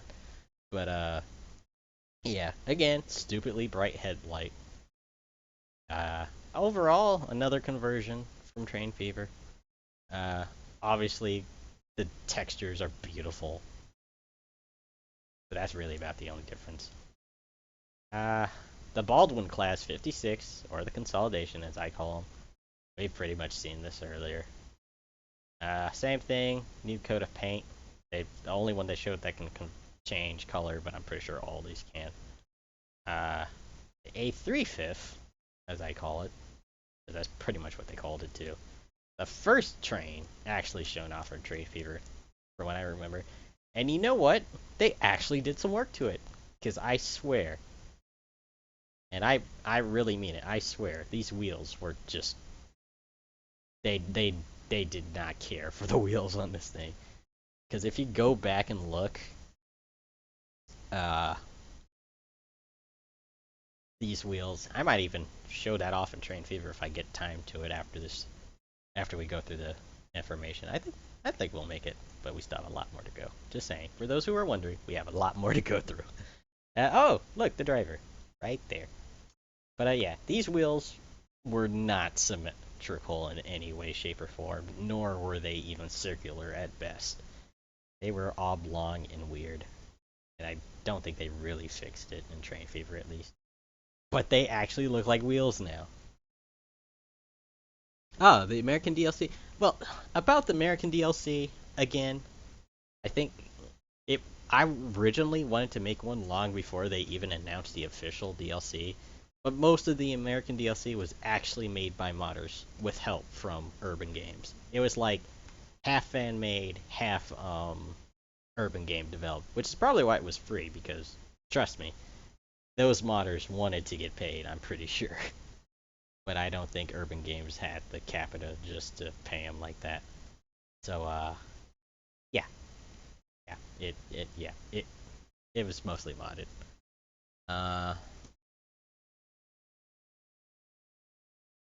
Oh, and of course, the modders had to like sign over agreements that Urban Games can use the models for whatever because that's what you do when you work for a company. You can't just expect them to like, hey, when you make changes to the game, pay me, because that it doesn't work like that. You either get paid to begin with or you don't, and all of your creative stuff is owned by them. That's just how it goes. Trust me, I know many modders. That's all they've told me. So yeah, but that's assuming you're working for Urban Games though. I mean, they don't have to be new models, because trust me, most of the modders on Train Fever, when they make a vehicle, it's an older model they've had previously. They just reshaped a few things and gave it a new texture map or two, and boom, it looks brand new. Like this. Like I'm gonna say now, this is most certainly the exact same general from Train Fever. They just replaced the textures and made it look shinier.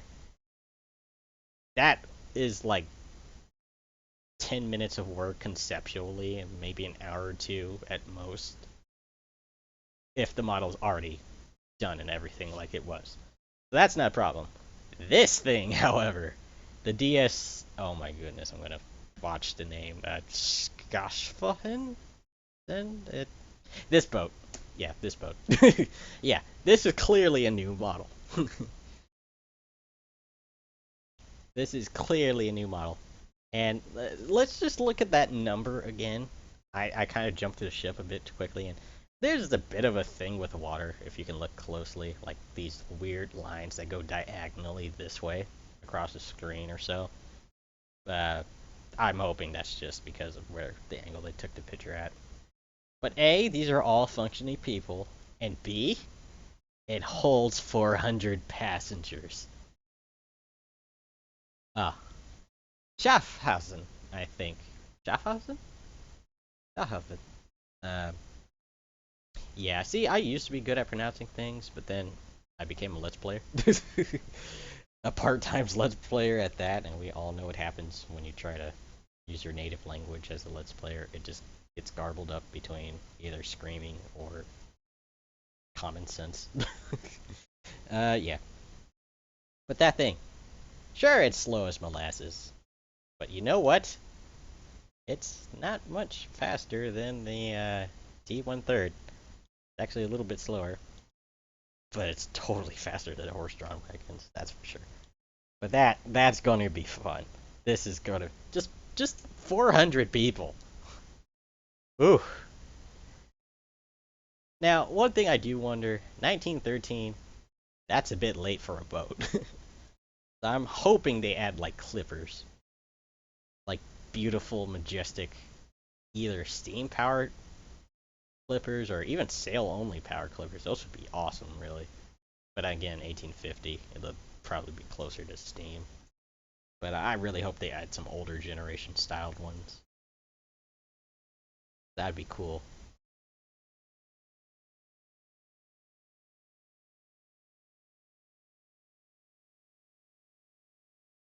Alright, let's see.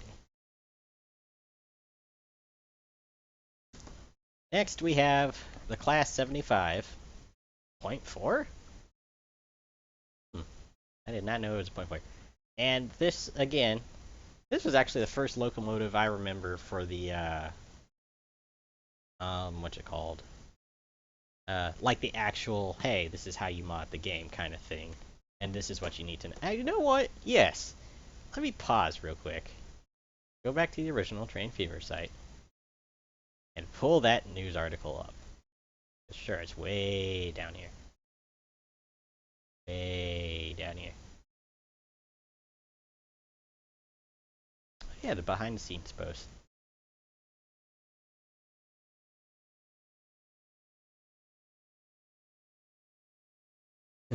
crossovers in air quotes because I can't show you my fingers right now. Sailboats and steamboats and also, yeah, motorboats. Yeah, there will be numerous. There has to be if they're adding boats. So they just won't add one type and be like, deal with it.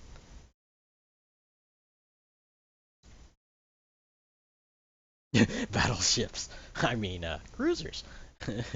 Yeah, cruise ships, definitely. Uh, I just know someone's gonna make a battleship. Just saying right now. If no one does, I definitely will with my horrible, horrible modding skills. I will make a battleship. Probably be a giant trapezoid that floats. Where is it? Another picture of the team, and there goes the Stadler flirt back there. And I only know that because I'm friends with a pretty great modeler for Train Fever, and that's like his best creation so far. Actually, yeah. Well, oh man, he. Okay, shame him right now. This dude right here, Ola Haldor. He told me, and I even wrote it down, how to pronounce his username, which is technically his real name from what I have discerned. And I lost the note. Sorry, dude. You're awesome, but I cannot pronounce your name at all. But yeah, that dude. He makes some awesome models, and that's like one of his first and best ones. And beta gameplay videos. I think my video came out just too late to be on this list, sadly, because it probably would have been, but it just came out a few hours too late. But I might have skipped over it, did I? I hope I didn't. Let me think.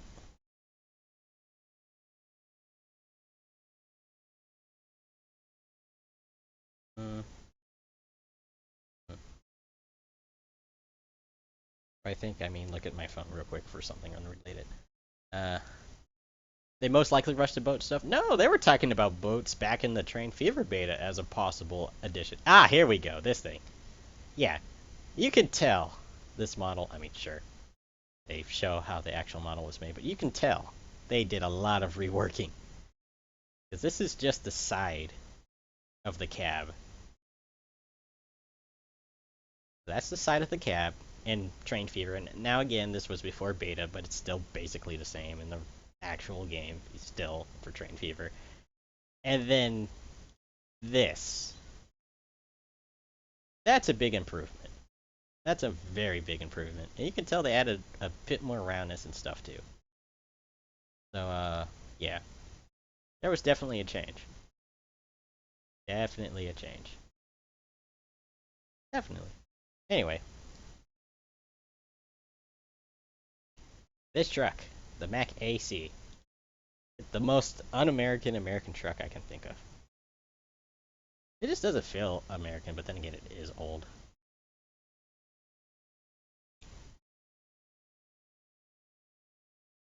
But yeah. That's still in the game. Again, another port. This humongous beast, which has also become, sorry, the like mascot of urban games for like Train Fever. This Class 9000. Yeah, it's another port, but again, they did do some work to textures and everything, and of course, like they said, more vehicles will be announced. But going back up a row, because I obviously skipped, the poster child for urban games, the Heavy Mikado, another port, and even the clustery cars, which I probably mispronounced that term too. Again, know all the terms, can't pronounce them right to save my life. But yeah, that's back. And again, another port, and I'm pretty sure all the trees are ported over. Pretty sure. It's once you make a tree, you just don't make more. You just don't. That's like a modding rule of thumb. Ah. The Milwaukee Road Class EP2. This thing, I don't think anyone would have taken the time to recreate this. Just saying. They could, but it has too many finer details. I say fine details, but they're really not that bad. And honesty. In all honesty, like if you made the vents actual vents, then that would be a fine detail. But I'm sorry, who would really take time to recreate this? Just look at it. Just look at it. And of course the boxcars are back too. So more conversion. I'm kind of wondering if they will allow us to mod the actual wiring, like the poles and the wires, change their look. I mean, just visually. I mean, obviously function would be the same, but visually they'd be different.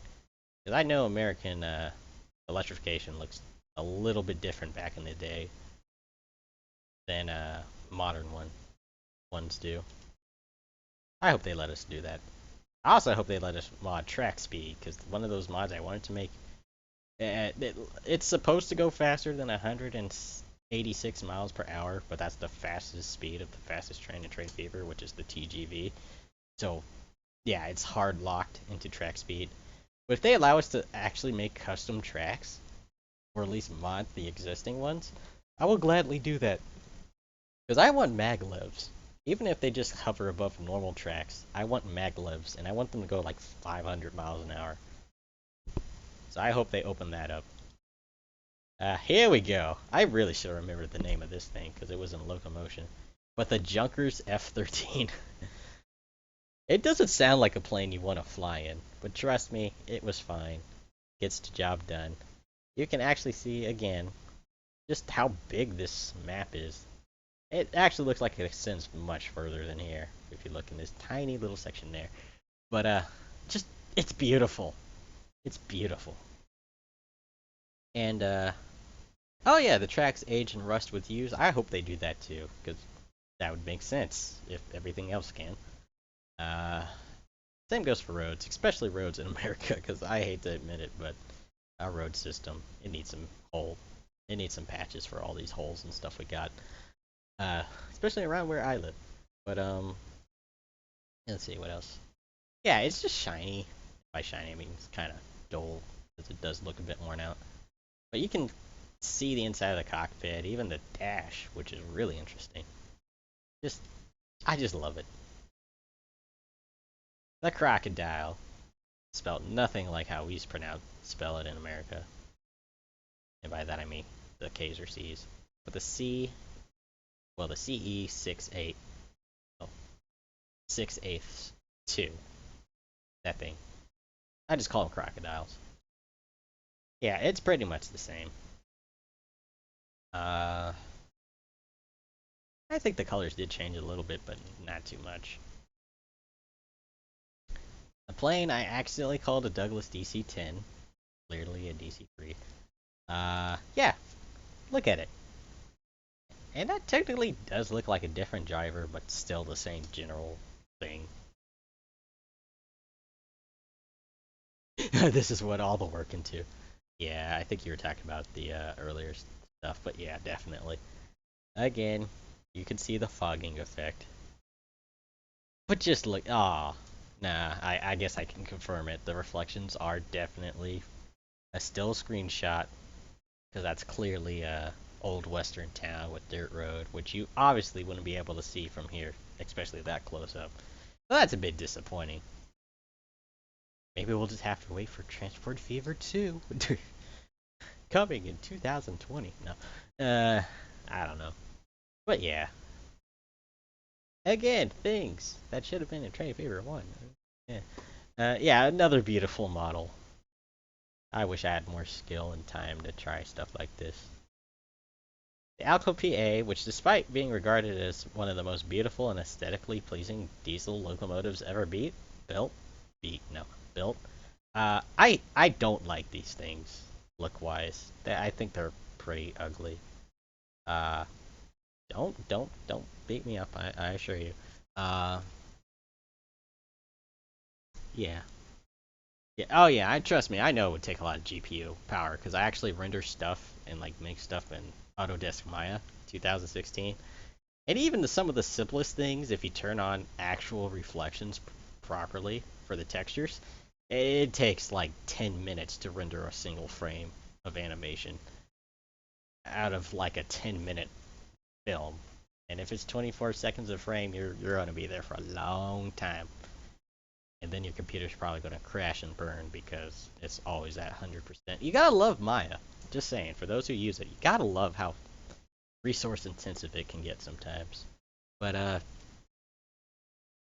yeah, I know the Reflection was an American DLC map in the European map, apparently. Assuming that is European, because again, you can add vehicles to any map you want. That was clearly an American vehicle on a European map. But regardless, yeah, it is clearly a pre-rendered Reflection. Which is odd, because I've seen certain games, like, I think City Skyline supports it. I have to go back and check again. But I know Kerbal Space Program with a certain mod, you can easily get reflections of actual objects reflected just fine. And let me tell you, it might not require a lot of GPU power for that game, but yeah, it's different when you're reflecting an entire planet off your face visor. So yeah, there's that. Regardless, Alco PA, I prefer the EMD. What are they called? Let's just say the E and F series. Their general shape compared to the PAs. I like those far better than the PAs. They've always felt like curved blocks to me, which aren't very appealing. I've seen better. Like the Silver Streak. That I love. That's like one of my favorite diesels. But aside from my favorite, it's still an outright import from Train Fever. DB VT 995 rail bus. Interiors! Yay. That's really all there is to it. I don't even think these have drivers. Nope, there goes the driver right there. And there goes the second one. So there's that. That's a bit weird. Yeah, the E8. Yeah. E8s are... I mean, they're not the best looking diesel, but I still believe they look far better. But, yeah. Regardless.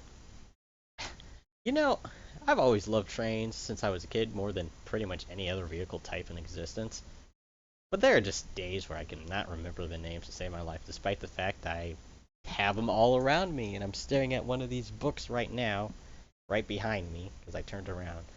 And I'm determined not to pick it up, because if I do, we're going to spend like 20 hours on one vehicle that's being put into Train Fever. So yeah, at least the American ones. The poster child, at least for Transport Fever, that made me make a whole video just on the fact I would make a whole video on Transport Fever when it was announced. But of course they put two rail buses together. Yeah, I mean it's usually just one anyway, but why not? Yeah, the oh boy, I'm definitely gonna butcher the name of this thing. The de Havilland. I probably, yeah, I butchered it. I'm just saying that now. I butchered it. DH-106 Comet 4B. Now, I know for a fact, I think this is one of the later models of the Comet. Because I think the Comet started up in, like, what, the late 40s, early 50s? But, they had some problems, which makes sense, because, you know, first generation passenger, jetliners, they were experimental at best. But yeah, these were one of the later models, more dependable. Yeah. You see that speed? That's pretty fast. Not to mention the fact that, well, let's just, for all intents and purposes, say that, it's a fairly slow plank compared to modern ones these days. Yeah. Yeah. I think these maps are going to have to be pretty... Oh, really? I said it right. Yay. Yes, I got something right today. Anyway, yeah. These are, if there's no indicator that the maps are bigger, I think this, and virtually any other plane past this, definitely proves that the maps are bigger. Even if all they did was, like, reduce the size of everything by half and put it on the same scaled map, that's still twice the size of the map. So, oh, how's the game going to render 805 kilometers an hour? Well, pretty much the same way it rendered 300. You just scale everything down. Like, come on. 150 years. If you played that out in real time, even on like max speed, you'd be there for like at least 20 years playing the game, give or take. But yeah, they just scale it down by seconds, and then obviously the map is far smaller than it really would be in real life between places. So the speed of sound is the limiting factor. I don't know. I really want to see unlimited speed in this game because I want to see not a comet. Obviously this is a comet. A Concorde. There we go. A Concorde. I want to see those babies just destroy the sound barrier across the map. Just, I want to see one in 3D in Transport Fever. It would really give me Transport Fever for planes if Concords can be added. Yeah. Oh, okay, sorry. Yeah, they are. Yeah, that's actually a lot faster than I thought they were. Yeah, so comets are about the same speed as modern plane. Well, a modern plane can probably go a bit faster than a normal comet at max, but most don't usually. But regardless, it's stupidly quick. Uh, um, yeah, passenger capacity by today's standards is pretty low, because trust me, I fly in planes at least twice a year. And those things are packed with a lot more than 85 people. But, oh boy. The OEB class 1042. I'm just gonna call it that, even though it's clearly 1042. But Austria. That's definitely a new vehicle. This clearly was not in Train Fever, and it looks really good. And there goes that driver again.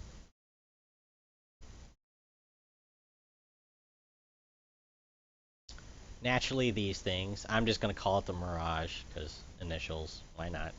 The 1212, which I'm just gonna call 1 because why not? Oh yeah, they will definitely need a really large map for planes. So to be honest, older games did have a lot better scaling, obviously because they're mostly 2D based and 3D when it came to planes and stuff. Because locomotion maps are pretty small now that I think about it. If you go back and play Chris Sawyer's Locomotion, those maps are actually really small. If you think about it. But of course, everything consumes like one tile, no matter how big it is. Except for like the airports, those things were insanely big. But yeah, it just depends how you scale it. Because Railroad Tycoon 3, which I've covered on my channel as well, seems like a huge game, but in reality, it would be like the size of a city in real life, even on the bigger maps. It's just scaled down to a point where it seems really quick. Anyway, you can clearly see the entire interior is visible this time, benches and all. And there goes that driver again. But yeah, I want to see 50 of these on one train, just full of people actively moving without my GPU burning up. When locomotion, the Concorde can never go up to speed. The map isn't big. Yeah, that's what I was saying. It's just not big enough, even then. But the sense of speed and scale is still greater. It will get out of liftoff when it has already landed.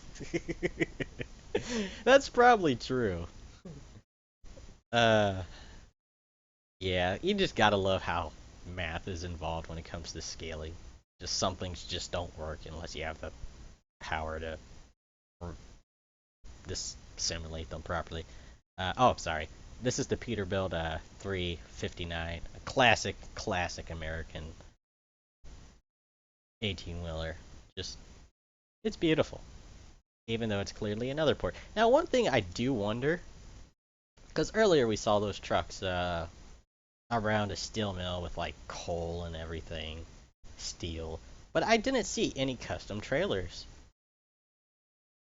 Because one thing about the modding community of Train Fever is I've had a few truck mods for American trucks, and even though the entire truck changed and even got some different cab types, it could still do that, and the trailers changed. But I didn't see that in Train Fever.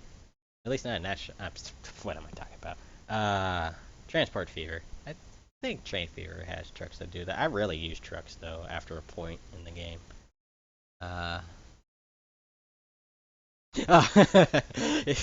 You know the map size is messed up when the Star Trek transporter is slower than the Concorde. Yeah. Beam me up, Scotty. We're already there, huh? Yeah. Yeah. Ah, yeah, the Man SL 9 19.2, no. 192. Yep. It's a small bus but seats a lot of folk. That's pretty much the description of any bus in reality, to be honest. Now, again, we saw this early in the video, but I just noticed something. I think this is all a texture map. Yeah, that has no apparent depth to it. That little grill and the front plate. So okay, I guess they did whittle things down, and the wheels are pretty geometric. But hey, when you have 1,000 of these things on your roads, you gotta make corners. You gotta cut some corners somewhere. Uh, the Chevrolet C60. This is probably the biggest example of a texture overhaul. I actually think this might be a new model. I have to go back and look because I know the other bus was also Chevrolet, but I think it was a newer model.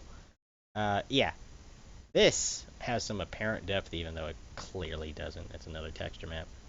But yeah, that's nice. I would complain about not having an Airbus, a type of plane they used to have, but then the map would have I guess something. I think your comment got cut off. But yeah, Airbuses are insane. Let's just say that now. They are insane for play. Actually, I wonder. It is a classic plane, like a major aviation wonder. I want to see 747s. I have no idea how they're going to fit in that airport though, next to each other. But yeah, I want to see 747s in this game, whether they fit in the airport or not. uh,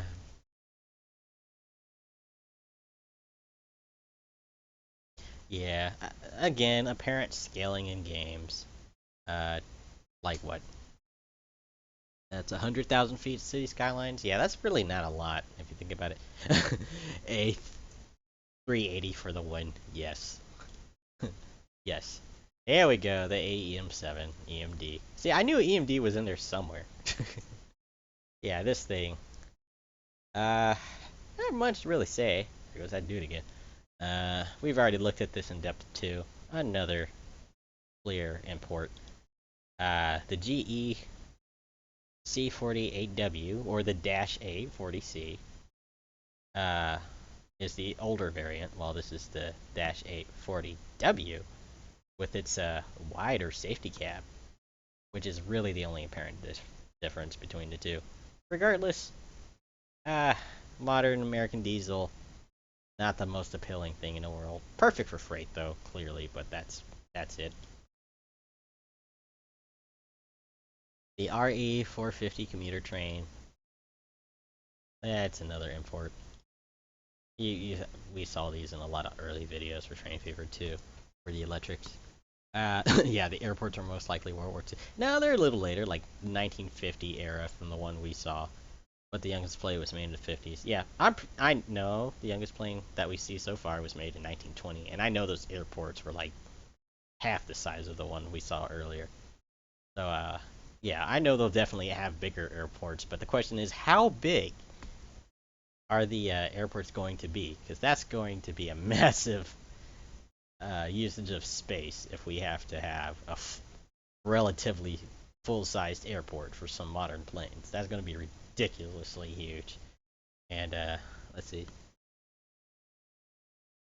Sexist game. No women drivers. No. Yeah, no. Seriously though. Seriously. Where's the driver equality? I want to see that. Come on, Train Fever. Help us out. This is 2016. Anyway. Yes, we should add a mod where all the drivers are Kerbals. That would be perfect. No, they should all be Jebediah. Yeah, Jebediah for the win. I just see burning piles of vehicles everywhere. If we did that. Now, here's an interesting vehicle. The Class 2 460 Trax P160. Oh, sorry, 246. Regardless, this is basically a diesel version of that other electric train we get, which I cannot think of the name of, for the European map. Very interesting. But aside from that, yeah. It's technically a ported model, from what I remember. I have to go back and look at the other one in game. They just removed the phantographs, so it doesn't do electricity. And finally, the last known vehicle, the dual stocks. And yeah, you can tell, not even close to 120 vehicles yet. I do love that you can now just sort through all these different vehicle types and all. And that more will be added later. Oh, fuel type. That's gonna be fun. Oh, sorry. Put that back on any. But yeah.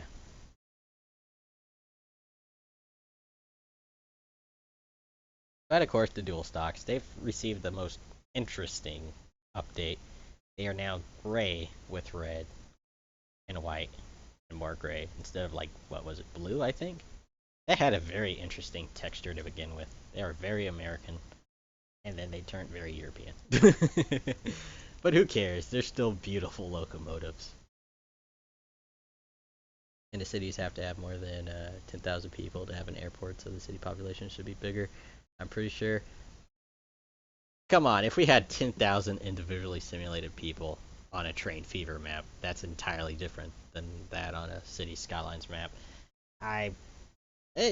Like I said, that humongous city we saw in that screenshot earlier that my friend made clearly can be done in Train Fever normal, but I think the highest population is probably going to be 5,000 per city, because don't forget, unlike City Skylines, it's multiple cities on the same map.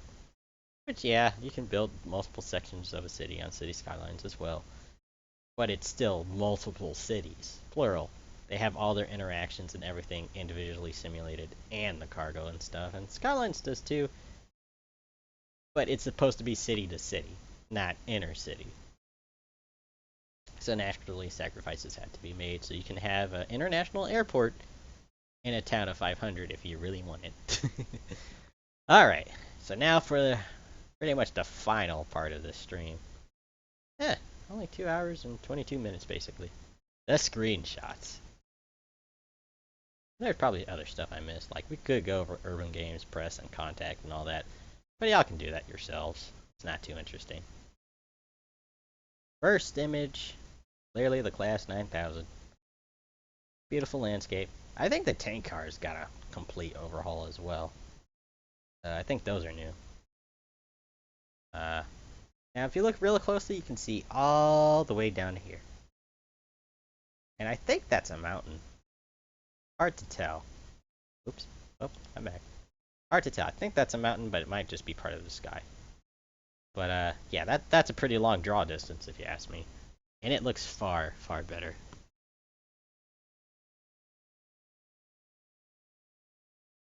Oh, trust me, in locomotion, if you had an airport in a town that was like less than 5,000 people, it would quickly become 5,000 people. So trust me, people don't care when it comes to airports. They're stupidly broken anyway if you have the space to build them in any transport game. If you know how to use them right.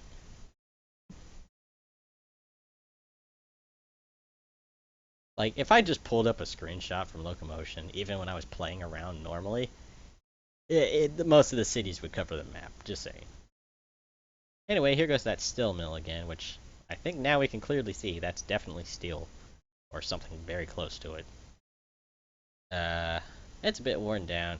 I hope industries do weather and this just isn't a generic look for it, because that would be cool. Trust me, everyone's seen this by now. Let's just say that. Everyone's seen that image. A close-up of the dock again. Again, the texture maps, but I'm pretty sure those will change. This was alpha after all. And you can tell they still ripped the engine mostly from Train Fever. I'm hoping it's the exact same so mods can just transfer over and we just make the changes that are needed. Because I don't want to have to redo my entire mod. Stuff I do have. The little I do have. To convert it. But I will if I have to, because this game is definitely worth it. Yes, I know. I really do wish the game were more but if the game were more real, we would have to have like 472 core Xeons and like a terabyte of RAM for minimum settings. We just don't have the computing power and uh, consumer grade PCs. I mean, business grade, yeah, we could have had a realistic simulation game for stuff like this eons ago. But yeah, yeah, factory, you're really factoring out a small warehouse. Yeah, it's just that stupid limited map size. I wish it would take 20 minutes in real life to go 20 minutes in game and have like a 500 times speed scale. But yeah, we can't do stuff like that because technology. And here's a close-up of these old houses. I'm really hoping they change this building animation to something else or allow us to change it. I'm getting sick and tired of seeing small cranes for houses. It doesn't make sense. I'd rather see like scaffolding. Come on, Urban Games. Let us do that. Let us make things slightly more realistic, even if it costs us our CPUs, GPUs, RAM, and even our hard drives, which is basically your entire computer. With Donald Trump as press, you'd never know. Now, Donald Trump was the president. I think everything. No, let's not get into politics. I'm going to stop right there. I'm going to stop right there. But let's just say things would be very different around here. Now, see, these textures don't look half bad really close up for these mines. But again, from far away, they definitely need to, like, define those edges and stuff. I do like this digger, even though it's completely visual. But a close-up of the iron ore mine. Close-up of that dock with the steel mill shot and everything.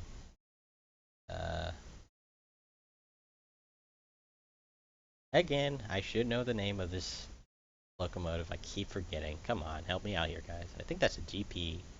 I think.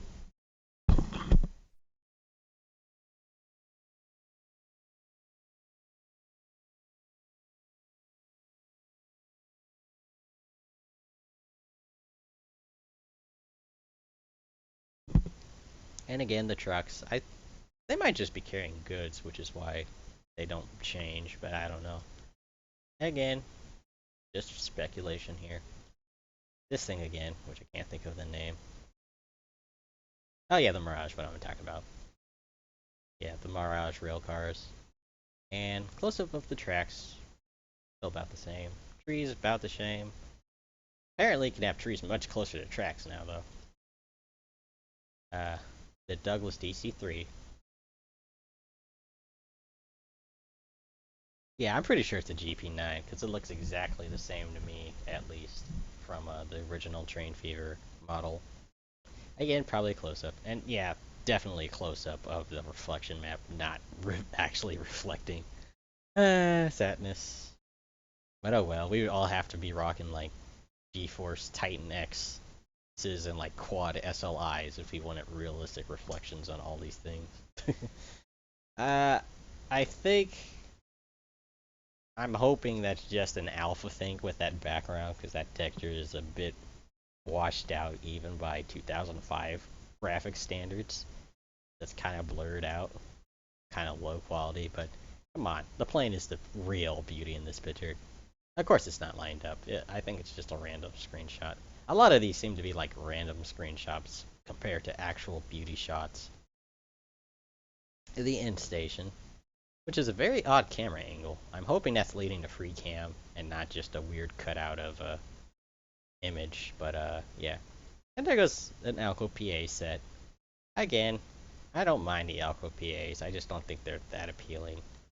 And the older I can't think of the real designation for the car names, but those are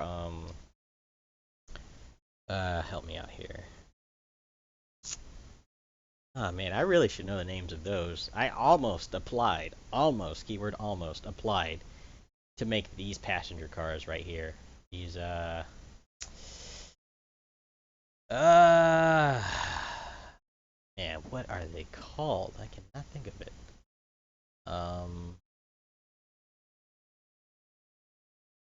Think of it in a moment.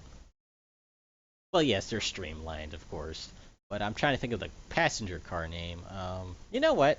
Let me pause again. Do something smart. Theme. Oh, yeah, this dude. That's stupidly huge. Come on, man. Just show off. Even though I'm showing his stuff off, it's still awesome. Let's see. Library, Train Fever. Where is it? It's Community Hub. Around here somewhere. No, not reviews, guides. So much not recommended, but we all know why. It's just there's just issues with Train Fever. I'm making a very, very big review for Train Fever. I'm just gonna admit now it's going to be mostly positive, but I'm definitely not undercutting those flaws. Trust me, it has its flaws. But here we go, USA DLC wagons. It's not the streamlined coaches because those were with the Alcopia. Ah, yeah, the American Golden Sand passenger cars, which are these right next to the streamlined. Yeah, I almost applied to make those, but I just decided not to because I just didn't have the time. Yeah, you could put two stations together like that, but I know that's an actual end station for this. I just know. But yeah, I'm gonna exploit the expandable and end station functions. That's gonna be fun. Give me a supercomputer, 2 million hours, and I can ultimately get it. Yeah, I'm pretty sure I could too if I had something like that. This ship again. Just just look at this. It's beautiful. Now, see, that's an actual reflection. I don't know what was going on earlier with the actual vehicles, but that's an actual water reflection of the landscape in the ship. So come on, man. Come on. If we like put 1,000 vehicles, no, I'm sorry, 10,000 vehicles along the shoreline, I'm sure the reflection map for the water would be fine. But oh well.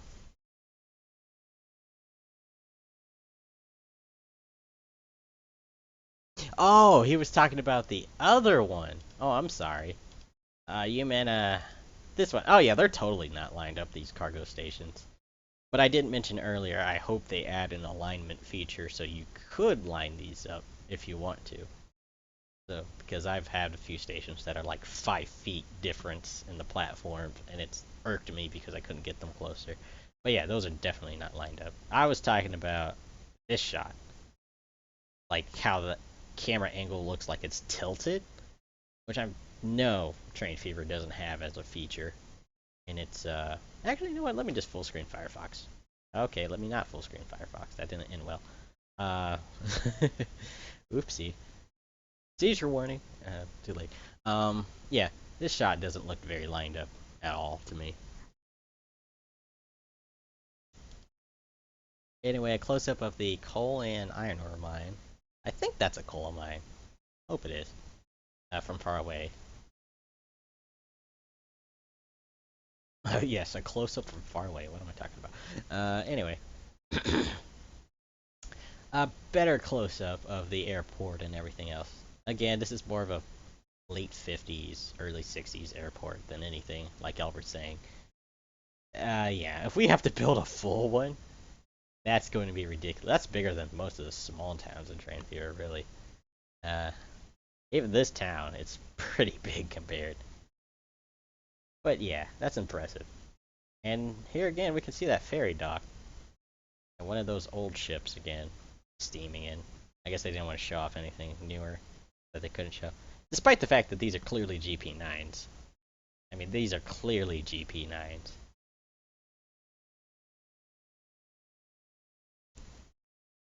But to have an alignment feature requires effort. Everything requires effort. Just saying. But it could snap to aligned if you're close enough. Yeah, that's what I'm wanting. Actually, I wanted like the road snapping alignment feature that they put in for the last Train Fever, where if you just hold shift, it unsnaps it. So if you don't hold shift, it would just snap it to the nearest station and align it, and then you just press shift to unsnap. It'll rotate freely. I also want a raise and lower function.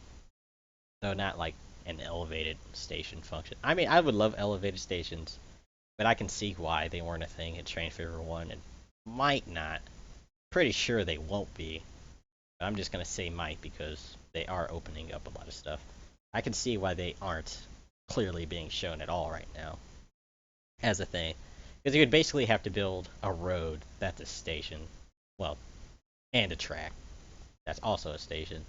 And that can get pretty complicated on curved things. I mean, for straight, yeah, that'd be fine. But yeah, I can see why they haven't mentioned that. It could be a feature. I doubt it will be. And this road to this airport, that's a little weird to me, but whatever. Yeah. A beautiful shot. And there goes that ferry dock again. Clearly, they're separate. But yeah. International airport in this. No more computer. Yeah, I think anyone's computer would just... No. I might have a computer, but it would probably just be belching smoke all the time. The back of the Comet, which I will admit actually looks a lot better than the front when it comes to the details. I mean, just look at that. That's beautiful. That's just the back. A close-up of the Class 9000. This thing again. Front of the crocodile. These still don't feel very professional for the screenshots. But yeah, the refinery again, which we can see that still looks like diesel fuel to me. Just saying. And the normal is oil, crude oil. And there are wooden barrels for some reason. I guess those are just there. This ship again. That weird streak in the water that goes diagonal. Yes, these guys really like the Cont. It was probably the first plane they made. Because usually the first vehicles end up being the poster childs. Like I think the Mikado was one of the first ones to be shown off for the USA DLC, which is why it's everywhere. I don't know why the Class 9000 became so popular though, but it did. I find them to be a bit ugly for American locomotives. Now this is probably the most important screenshot so far. Do you see how far you can see in this? That's probably the edge of the map over here. Actually, no, that looks like a town to me. But just that. There's a cloud right there. And that's clearly farther back than this mountain. That's a big map. It could just be a large map. A plane feeder. Yes, plane feeder. That's what they should have called it. But no. That is a huge map. And again, the skybox is beautiful. It is so much better. You know what? Hold on. Just hold on. New tab.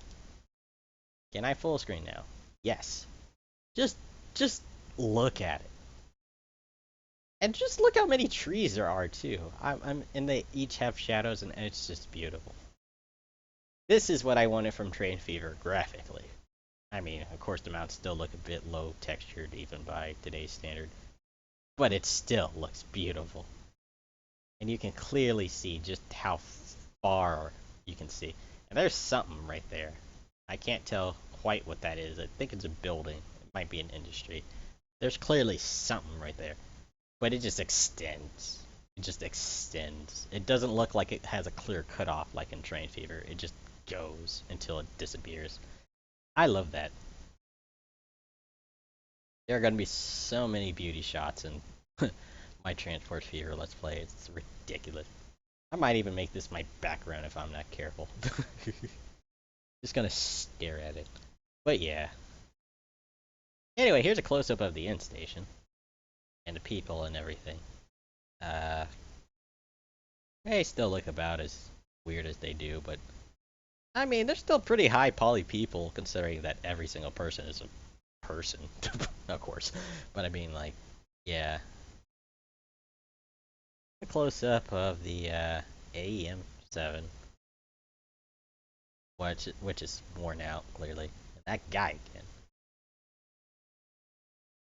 This farm thing, I think. I'm pretty sure this is a farm. I'm just saying it's a farm. It might not be, but I'm pretty sure it is.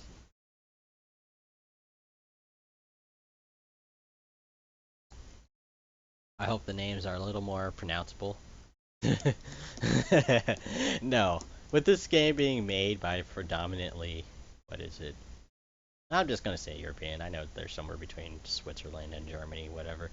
I'm too lazy to look it up again. But yeah, knowing from that region, no, the names are going to be completely unpronounceable for us American folk. I can feel it. Don't get me wrong, people can easily say these names if they actually take the time to. But I'm from Texas. We don't do that. Nah, please don't take that stereotype to be true. It's not. It's really not. But for me, it is. uh, again, the consolidation. The DC3 again. And that beautiful sky. Just beautiful. This thing again. And it really extends. I mean, you can just see the top of that mountain and maybe a little more of whatever that is. A cloud and something else, I think. It just goes. It just goes. A close-up of the city again.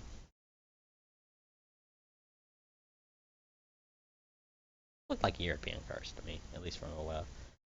That's one more thing I hope they add. A few more American vehicles and cars. Because we are still lacking. Again, predominantly European game, but we still need a few more. Close up of the old town with the horrible signage we went over earlier. The dual stock. And again, distance. It's beautiful. Close up of what? The stimul, which looks worn down at this point. I'm hoping that's a feature and not just like a generalization.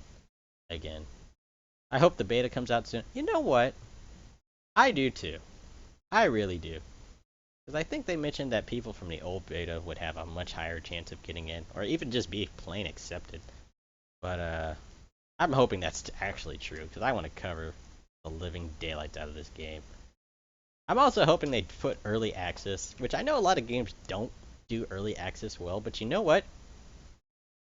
Kerbal Space Program, Space Engineers, Medieval Engineers, and Speedrunners, all of which I own, are like some of my favorite. Well, okay, maybe the Space and Medieval Engineers I rarely play because that's a lot of work and effort. But if I did, they would all be some of the best games ever. Which Kerbal Space Program, second favorite game on PC to date.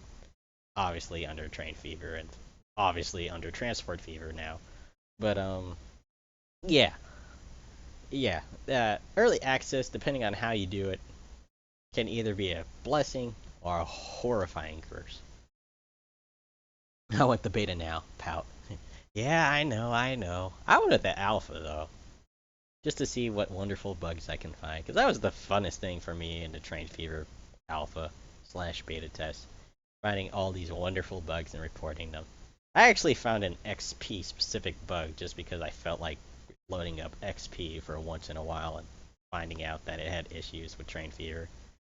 That was probably the best moment ever, just aside from talking with the devs. They were also a lot of fun. But yeah, I bought it right when it came out. Yeah, I got it free. Anyway, and finally this thing again. And that's really about it for the screenshots. Again, more coming over the weeks. And I can't wait for those weeks to roll by. I hope they add a little more within this week, though, at least. But community, you know, the official forum on Steam. More Steam links. Social media, they have a Facebook. I don't really use Facebook, to be honest. Nor Twitter, but they do have it. YouTube, clearly. The newsletter, which is old-fashioned, but I still subscribe to it just because I can. And the fan pages, which we already went over, transportfever.net, which is trainfever.net, rename, and transportgames.ru, which is clearly Russian. And there might be Transport Fever fan pages missing, but those are the real only ones I know about. And you know what? Speaking of about, let's just go on ahead and read it. Why not? We got time. Maybe. Do we? Yeah, sure, why not? Well, I can go for another hour or so. Hmm.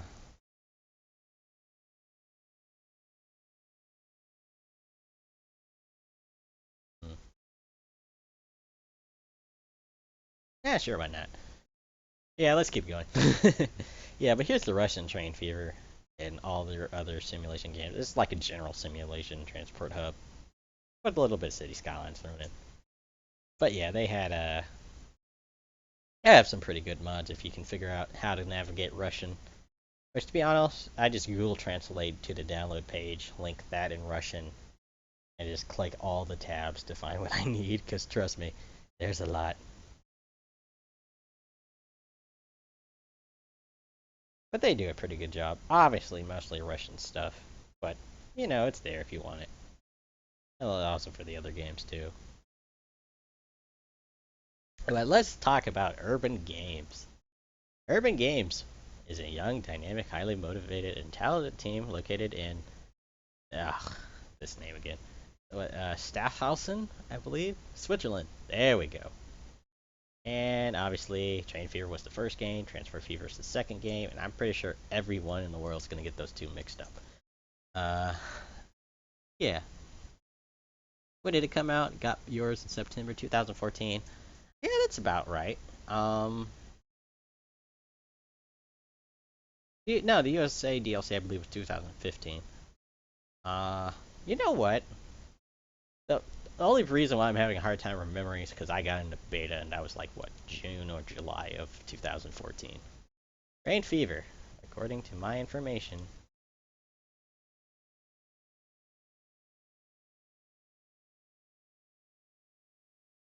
was it November? No, it clearly wasn't. Let me go back. Oh yeah, that was talking about that was 1 year after release, so it must have been. Mm, Trying to think. Pretty sure it was the end of 2014. Yeah, because the DLC for the USA was definitely 2015. So it was most certainly Brain Fever released. Yep, September 4th, 2014. That was it. You just found it too. Okay. Oh well. But yeah. So founded in 2013 in spring and shipped in 2014 in September. So you can tell the resources weren't quite there. But the thing about Train Fever is, let me go back to their hidden YouTube link and go down to the first Train Fever video. And just keep in mind that this first video, even though it's 2000, no, sorry, it said 3 years ago, but it's actually 4. This Train Fever video was released in October of 2012.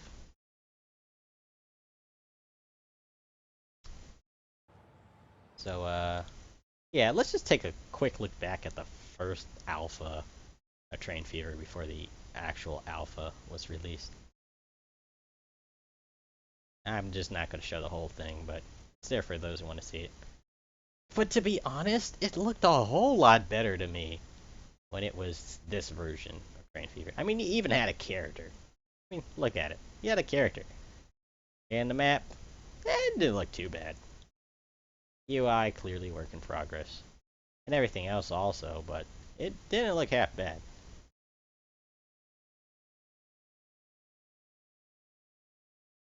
But you can tell those wheels weren't quite designed properly, even on this model. They clearly redid. Even though it's also low quality video as well. Yeah, they've come a long way, but to be honest, I really did like what I saw in this version of Train Fever. Kind of wish they had kept like the feel of it overall. But hey, we probably wouldn't even have the game if it weren't for this being scrubbed, rebuilt.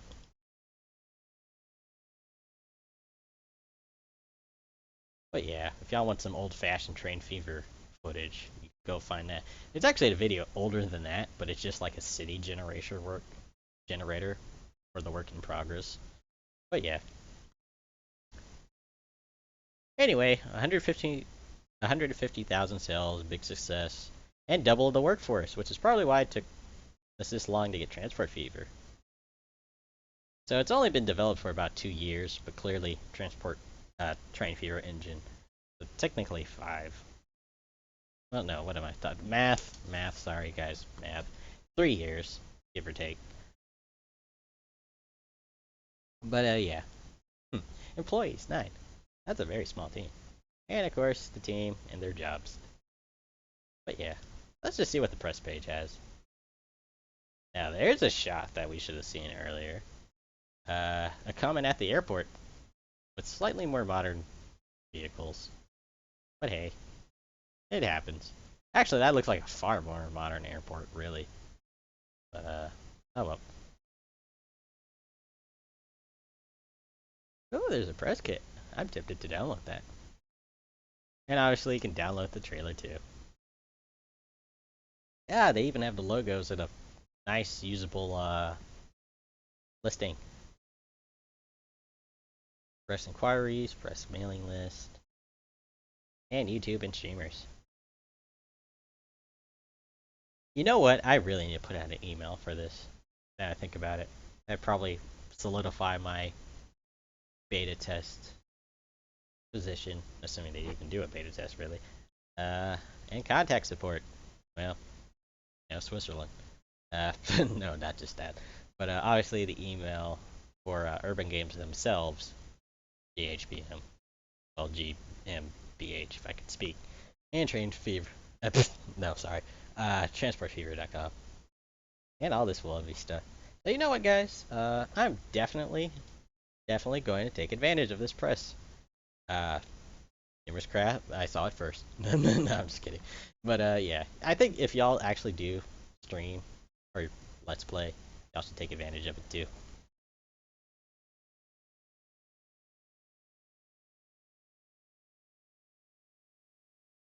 But finally, this concludes our Transport Fever overview. Almost 3 hours, really. That was a lot longer than I thought.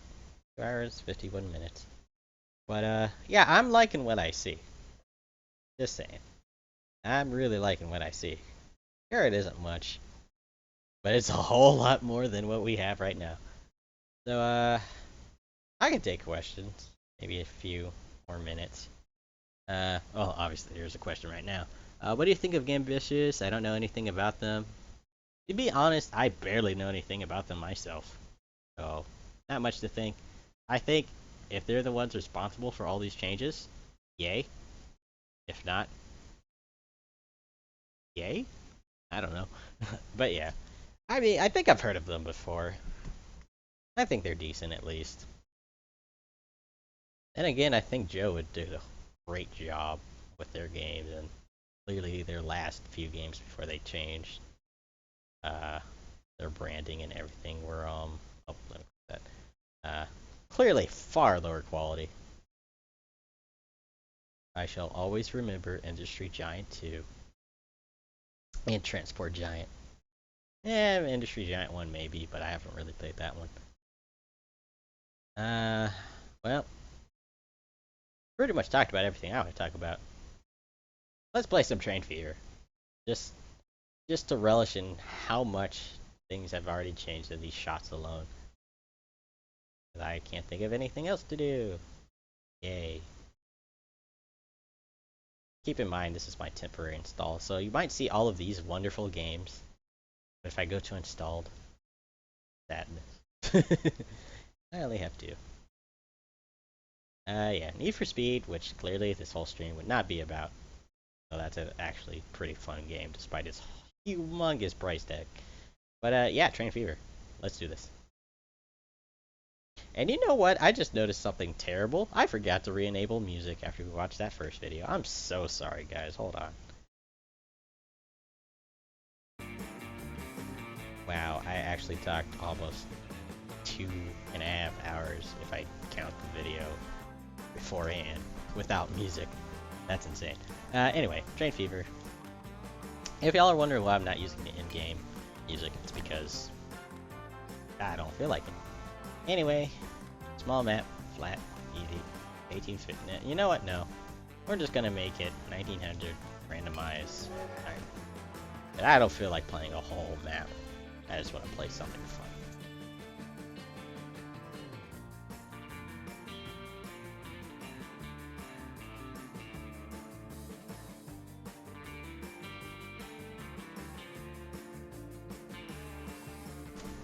Alright.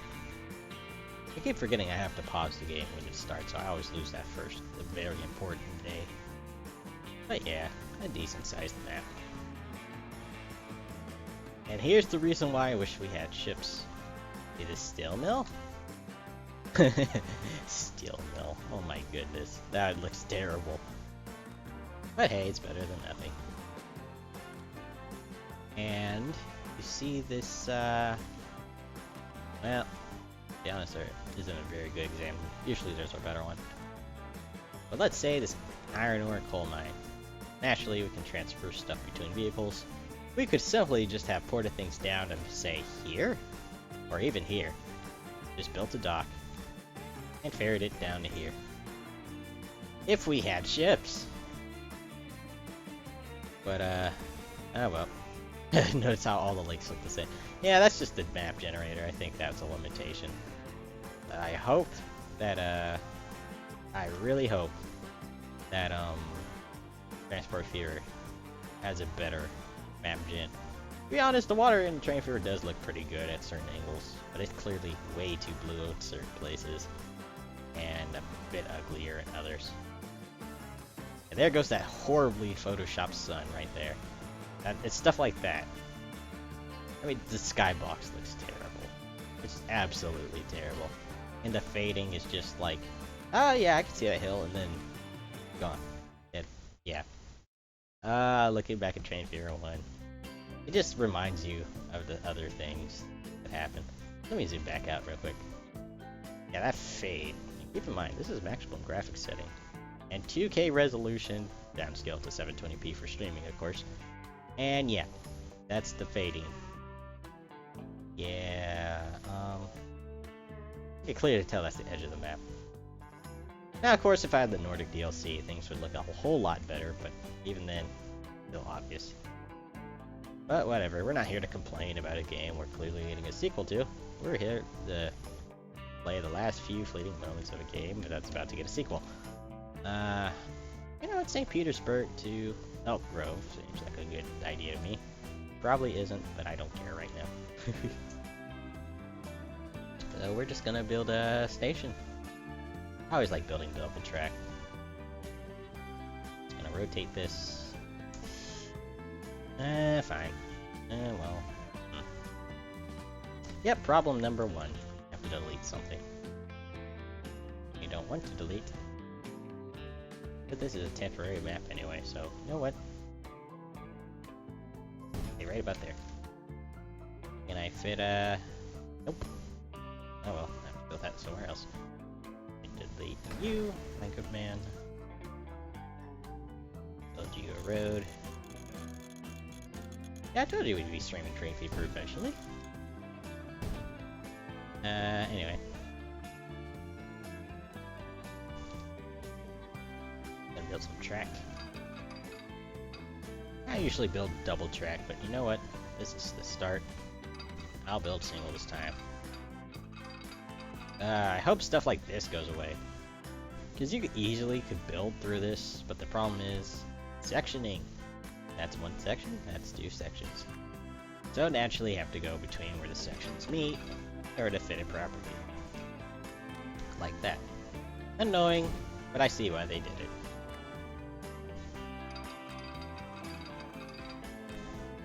I also wish the tracks snapped to the terrain a little bit better. But hey, maybe these will be improved, or maybe they'll be even worse. We don't know.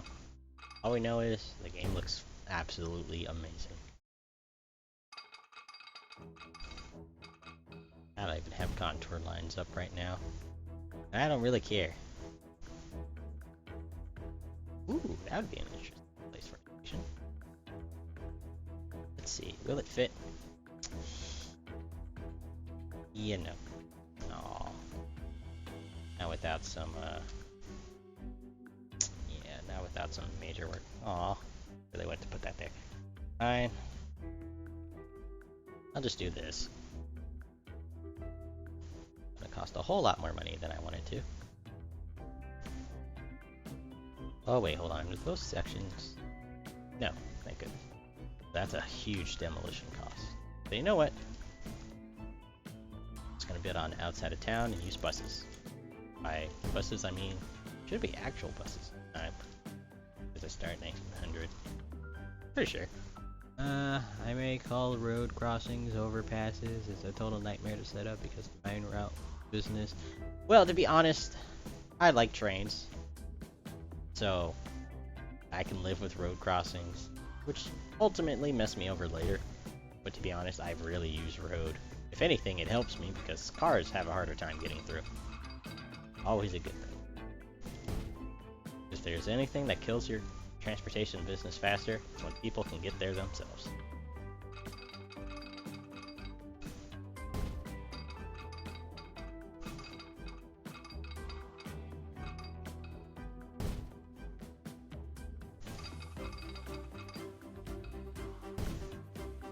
Alright, so we have our basic route set up. I'll just extend this a little bit. And this. Just so the city doesn't build over where I want to build. This out. And I'll plop a depot on it. Set the line. In here, there. And start building a train. Clearly a Mikado. And I want to do 6 axles, but I'll go clusters. Just because they're a little bit cheaper. Set you the line 1. And now we make a very small bus line.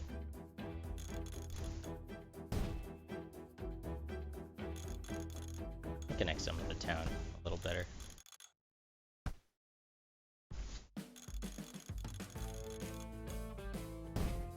Also, the road builder still is a little bit finicky to me, but I guess I can live with that.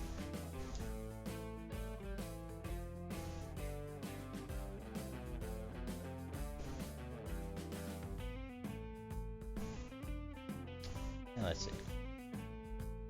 Let's take a look at my phone real quick. Yeah, sure, why not?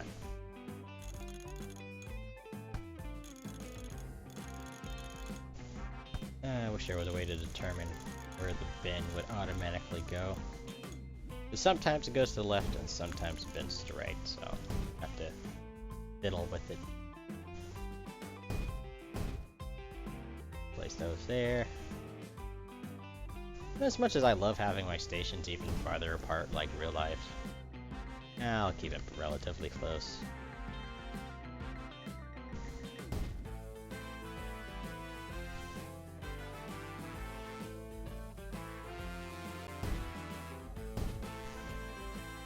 Usually I would use trams, but oh well.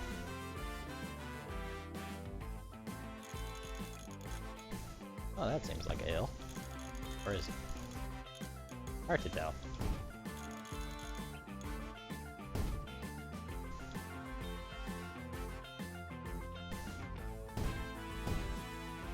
Alright. Come back, window.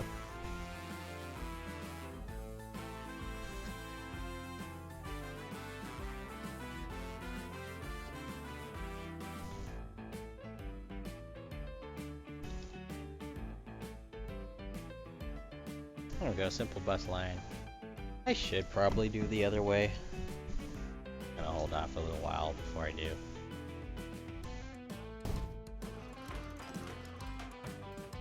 We'll get some max. 5 should be enough.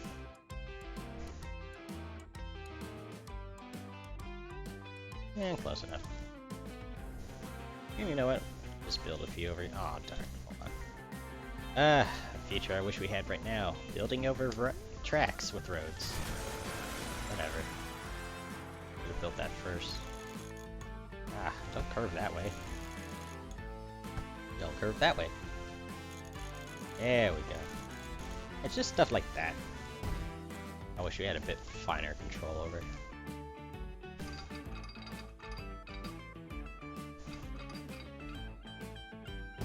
Alright.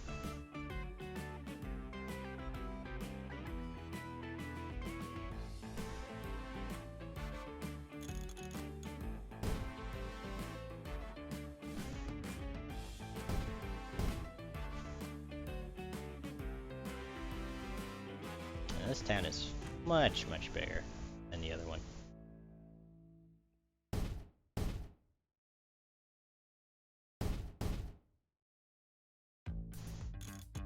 Now we're gonna need a lot more buses, that's for sure.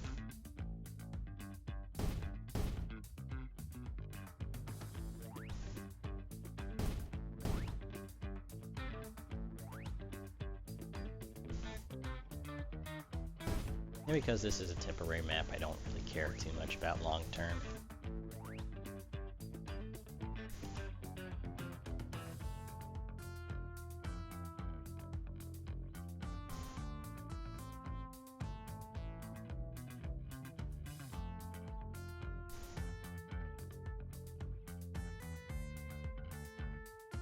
All right.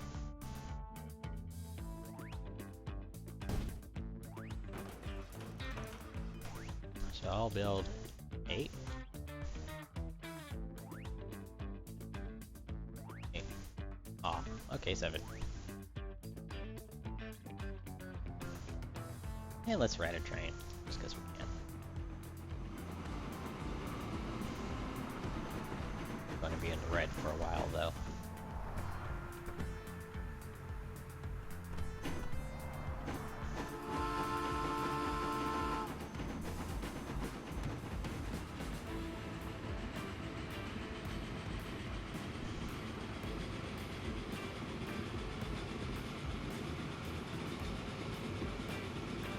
But yeah, I had a lot of fun with Train Fever over the time I've owned it. I really wish some of the other areas could have been fixed before they made the new game, but you know what? I can deal with it. I see why they did. At least they had the kindness to call it Train Fever and not Rural Pioneer. But yeah. It could have been a much worse game, but I really think they did a good job with what they had. Okay, we're going to be in the red for a lot longer than I thought. Restart imminent? No. Let's kind of speed things up a little bit. Keep tabs on our train. I'm not liking those graphical artifacts I'm getting. That's my graphics card telling me I should buy a new one. Probably because I should. My graphics card is almost 4 years old now. And a little bit over. Plus the fans on it aren't working quite right either. I might have to cut this stream a little bit shorter than I thought. Maybe 23 more minutes. And we'll call it a day.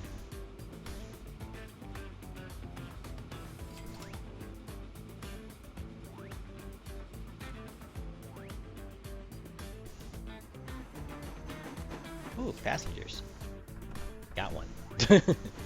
Maybe if I waited a few seconds longer, we could have got a few more, but whatever. We'll make money eventually.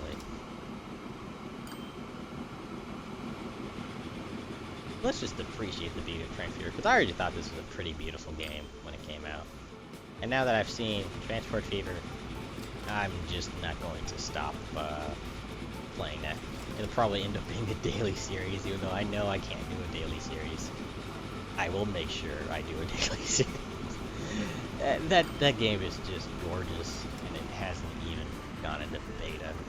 That's the kind of commitment from companies I want to see when they announce a game. I want to see the game look like it's finished before it's even close to being finished. Unlike Roller Coaster Tycoon World, I want it to actually be the final something you would release to your loving fan base kind of product. Not to burn that game, but it deserves to burn. Because they had how many years? I want to say 2, maybe 3 years at this point to get that game right, and it's terrible. I'm not promoting Roller Coaster. Coaster. Oh my gosh. Planet Coaster. Sorry, Planet Coaster. There we go. English. Over it, but I will say, get Planet Coaster over it. It's just not worth it. Not to mention, they're asking for less for Planet Coaster, which is a fuller experience, over Roller Coaster Tycoon World, which is $50. Now, given the Planet Coaster beta is $75 for a $30 game for release, but I'd easily pay that over $75 for Roller Coaster Tycoon World. enough about that game. We need to get back to Train Fever. And how much I love this game, despite its obvious flaws. And I'll just let y'all know, I am a bit unbiased against games with flaws. If the gameplay is fine, I don't mind giving them a good reputation, but I will clearly state that they have their problems. And that y'all shouldn't play them if it has that problem and y'all don't like it. Like, Railroad Pioneer? Spoiler alert, I'll just say it now. Yes, that's the big second major project I have for Transport Fever. Doing a recreation of Railroad Pioneer. Because that game had a lot of potential, but it was horribly rushed. So much got cut out, and it had a bunch of bugs. But you know what? I was lucky enough to play a fairly unbuggy version, and it ran pretty well.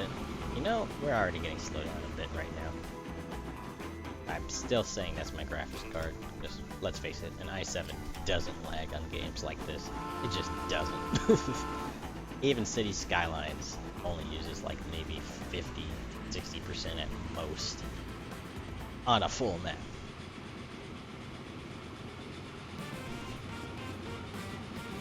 Oh yeah, I love the communication from Urban Games about Train Fever 1. They could have been a bit more timely about it. They did say, oh, we'll say something, and then wait like a month to say it. But they did say it, and they said it as best as they could, despite the fact they're being overwatched by their like corporate overlords, at least at the time. I guess that's why Gambitious picked them up. But yeah, I think now that they don't have to worry about money as much, they could take a bit more time. Hey, a newer boxcar.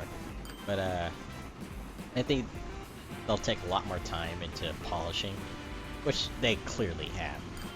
It just looks good. I mean, I thought this looked good, but we've seen the updated version. It's no contest. They outdid themselves, really. They really outdid themselves. You don't see games do that anymore, really. Like, let's talk about another great company, Squad and Kerbal Space Program. 1.1, even though it's in beta, the 1.1 version of Kerbal Space Program is amazing.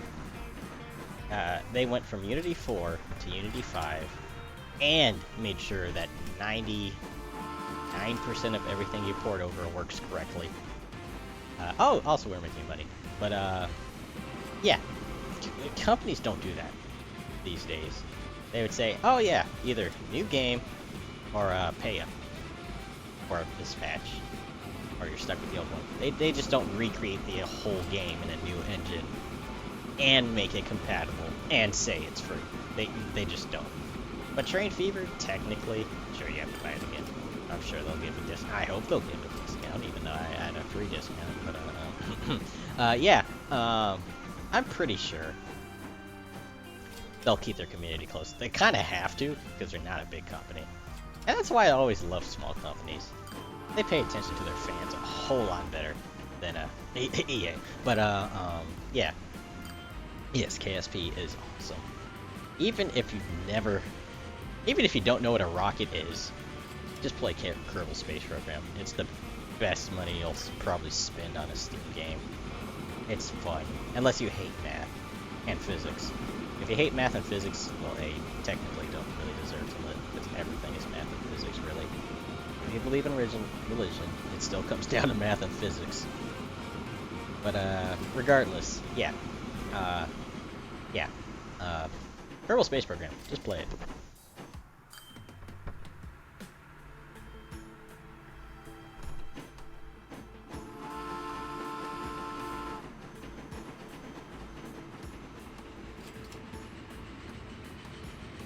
But as much as I want to recommend Train Fever to people, I do say it is definitely a niche game with its problems. I mean, come on, let's face it, transport games are niche games to begin with. You don't hear most people doing 10-hour live streams across the globe about, like, Barbie Simulator or something stupid like that. You just don't. It's usually something very popular or cultural, like Halo. What am I talking about popular? I mean, it still is, but still. But yeah, you usually see like major revolutions of the gaming industry or like classics. You don't see things like SimCity being on the front page of YouTube Gaming. You just don't. That's one series I really wish hadn't died so terribly, but it did. I really like the SimCity series. SimCity 4, I will say, is my second favorite of the SimCity games. Don't beat me up. I know what you're saying, but let's face it, 3000 is the better gameplay-wise. 4 is amazing when it comes to simulation, but gameplay and its reliability are just terrible. I mean, sure, 3000 had its faults. Like the 0% tax rate, where people would still complain about taxes being too high, even though they're not paying them. Never understood that. Clearly a bug. I don't even know if they fixed it. I think they did, but I can't find the patch if they did. Old game. Regardless, yeah. And again, we're getting chug. It was working fine earlier, now we're getting frame rate lag. Probably because of all the smoke. I really hope they fix that. Because yes, the GeForce 260 is much, much higher than... Oh, I just thought of something. Hey, Numerous Crab, are you here? Because if you are, I hate to say this, but you're definitely going to need a new computer. Because you might have a Mac, but I know that graphics card is not going to be able to run this. You're going to need a new computer, man. Hate to tell you, but you're going to need a new computer. Which is why you don't buy Macs for games like these. Unless they have a GeForce or Radeon in them. Anything else and you're just doomed. Doomed, my friend. Doomed. Yeah. Anyway. And don't forget, these computers are stupidly powerful, but I designed my computers to last at least 8 years before I have to buy new ones. Now, yes, my Phenom, my old gaming rig, didn't quite meet that requirement, as I obviously built an i7 in only 2 years after buying that one. Don't question me on that. It was cheap. The i7 was cheap at the time. I couldn't resist. But yeah. What, $300 to $400 processor at the time, going for like $200 with the motherboard sign B up. I would gladly buy that, even if I don't need it. But yeah, again, I want this thing to run for the next 8 years. Even if it ends up being minimum settings in 8 years, I still want to be able to use it in 8 years. So yeah. But oh yeah, we have a lot of money now. Hey, Psych! That guy, however you pronounce his username, is playing Train Fever. I don't know if y'all can see that scene pop up. But yeah, we have a successful train line running now. You know what? Let's expand it. Because why not? Yeah, I really shouldn't be getting this lag. But again, my i7, unlike my Phenom rig, is suffering horribly. And I shouldn't really say unlike, because my Phenom just had a complete overhaul with its software too. Yeah, Windows has been acting up horribly lately for me, and I don't know why. Oh well.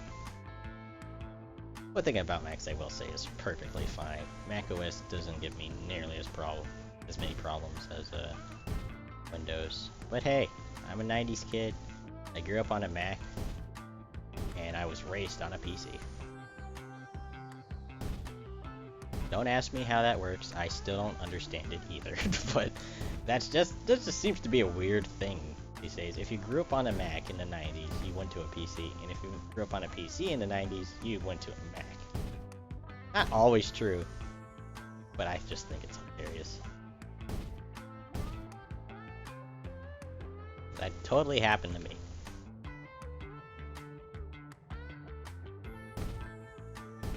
I could make these shorter. Yeah, you know what, yeah, fine. Again, a measurement tool would be amazingly helpful right now. But that's another thing in Train Fever. I'm just hoping it will be in the next game. I really need.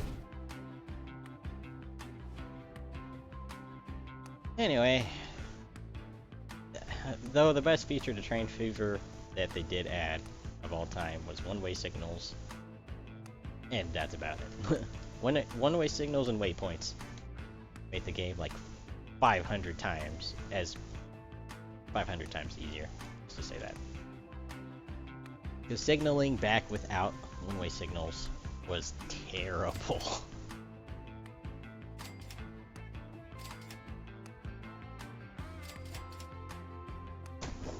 Whoops, dropped my phone.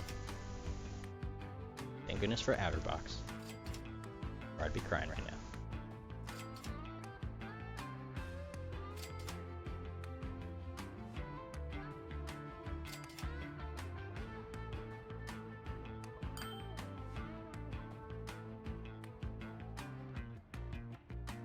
And let me pause the game.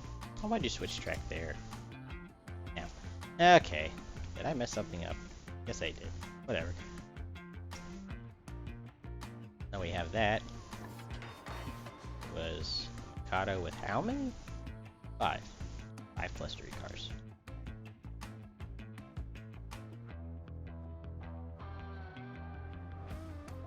But yeah, I could play Train Fever for ages. I think I'll call the stream quits in a little bit.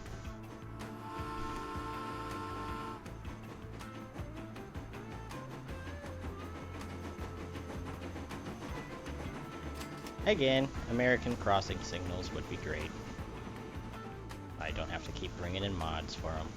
But I'm just hoping the old Train Fever mods do transport over fairly well, even if they aren't updated.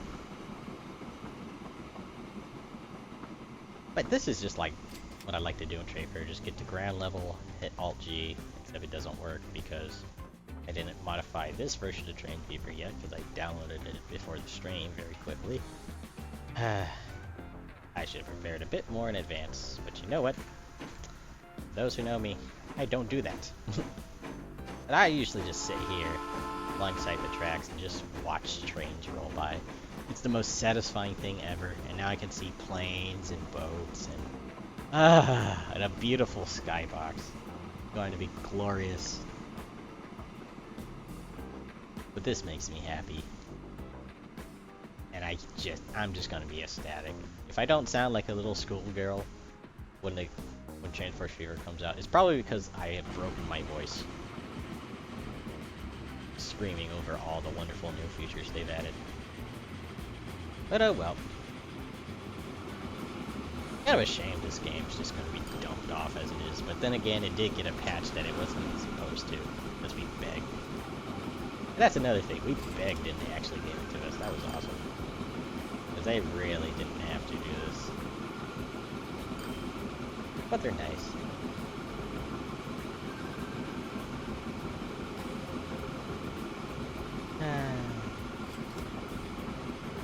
Yep, Train Fever.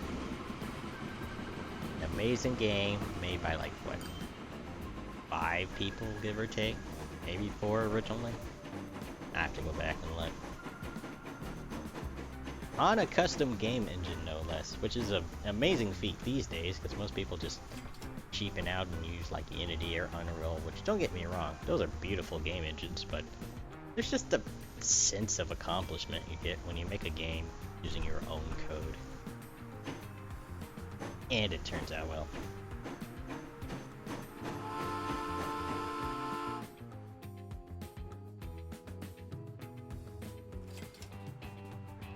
And it's this moddable, like Train Fever. They just did a good job. Okay, we need to work on line 2, apparently. 89 seconds. Not going to be long enough. Ain't short enough. Let me get a few more buses.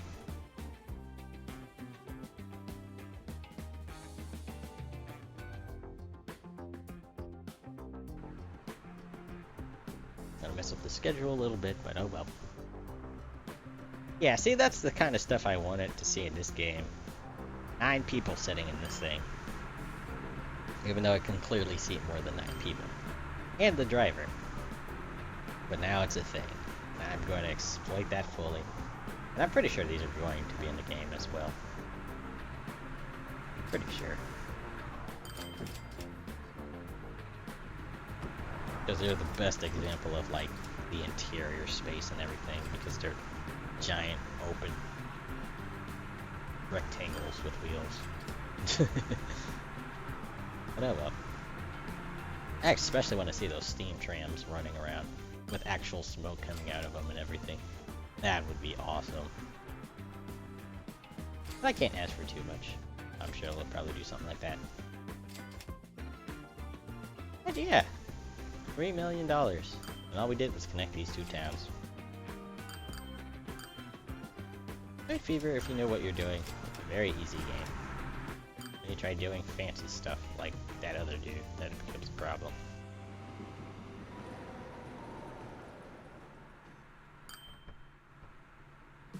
And for some weird reason, people have an issue with vehicle spacing, but all I do is just let the vehicles run and they space themselves out eventually.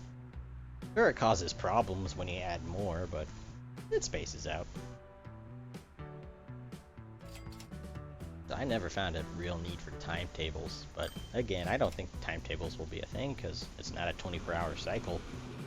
It's a day every like 3 or 4 seconds. Still disappoints me, but hey. What can you do?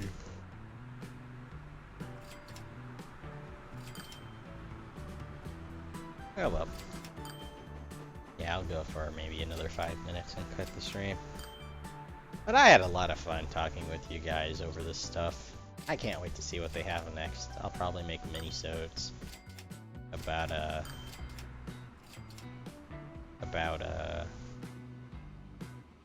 game. Just why not? That would be cool. Just like, hey, quick little update. Here's X, Y, and Z, and what I think about it, what might happen. And obviously, I'm going to have like 100 videos out on day one. Don't quote me on that. Don't quote me on that, please. But yeah, I'd have like 100 videos out for the beta.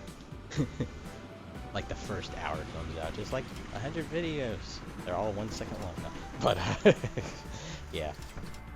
I'm just going to, I can feel it. I'm just going to say this now though, even though I should have said this to begin with. Transport giant, dang it. Transport Fever. There we go. It's still probably not going to be the successor to Transport Tycoon Deluxe. I mean, that game, there's a reason it's a classic, but there's also a reason why it can't be replicated in 3D properly without certain things being accomplished. That game was simply meant to be, here's a small map, here's all these wonderful fanciful things you can do, trains, planes, busted stuff. Keep it simple, technical limitations, boom. Now we're expecting all that in 3D, but the problem is, it doesn't translate to 3D. Well, at least not that well. Because A, it was grid-based, this is clear, scale to scale, and not even half scale or like weird Euro Tycoon 3 scaling. No, this is actual, if this were made in real life, this is how far apart it would be scale. While Transport Tycoon Deluxe is like, oh, you want to go from one city to another? Yeah, that's like 10 tiles. You can do that. Yeah, there's a complete, actually, I'm going to make an entire video on just how these two games differ and while they'll never, ever be the same in any way, shape, or form, or better or worse. But yeah, that's a massive video for another time.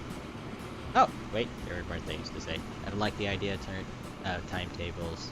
They have uses, but not so much in this. Yeah, like I said, we're going 150 years. Do you really want a timetable for 150 years of gameplay?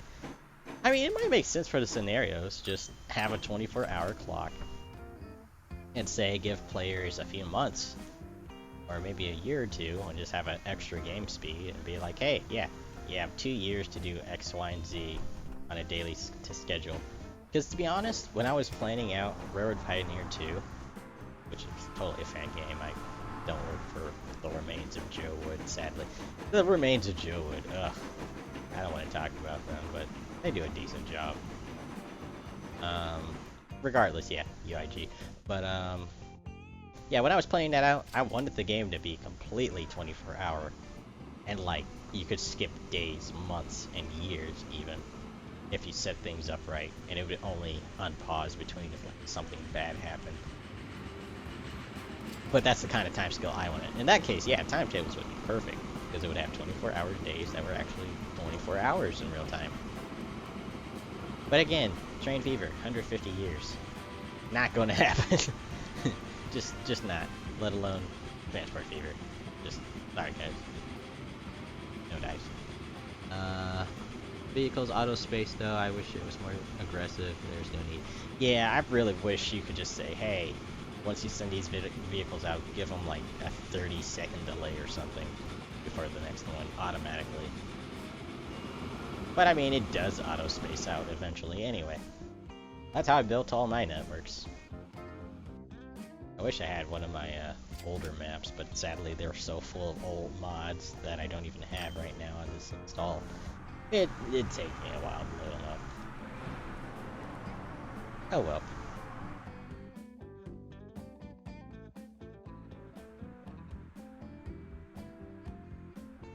Yeah, timetables don't work out in games like Cities in Motion. A day is shorter than a round trip. What's the point?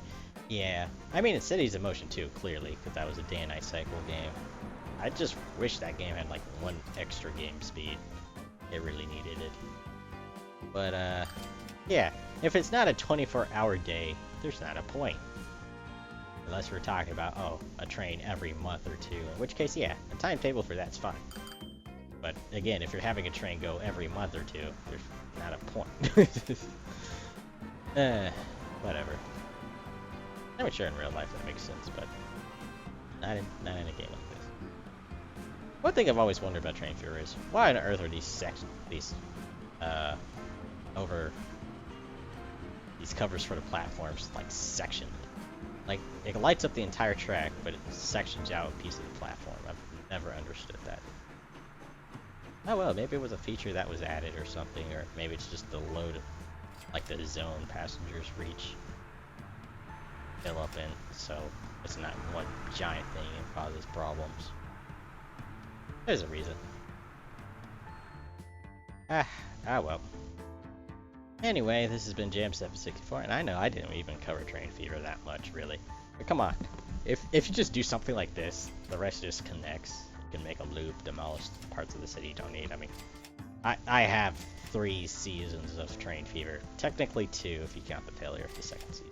It didn't end well. Because it happened right before the USA DLC came out, and then the USA DLC came out, and I abandoned it. But you know what? I could go back and finish. Maybe. I doubt I would, because I didn't want to do another USA and a Nordic DLC. But it might just end up being the Nordic DLC at the rate things are going. Ugh. Yeah, if they say like, oh yeah, beta, 1 month from now, that season's probably not going to happen. But I highly doubt they would, though. That'd be awesome if they did. And by 1 month from now, I mean like May 1st. Oh well. Anyway, this has been Jam764. I had fun talking to you guys. I wish I had a co-commentator or something for this round, but no one was available. Oh well. Yeah, I'll see you guys next time. And I don't usually shamelessly plug myself for promotion, but I'm going to do it now. But yeah, subscribe and favorite if you like these things. It actually gives me motivation to record them instead of just playing off screen and forgetting to hit record a lot. Actually, the space station's pretty busy too. But yeah, I just love this game. Wish I could do more.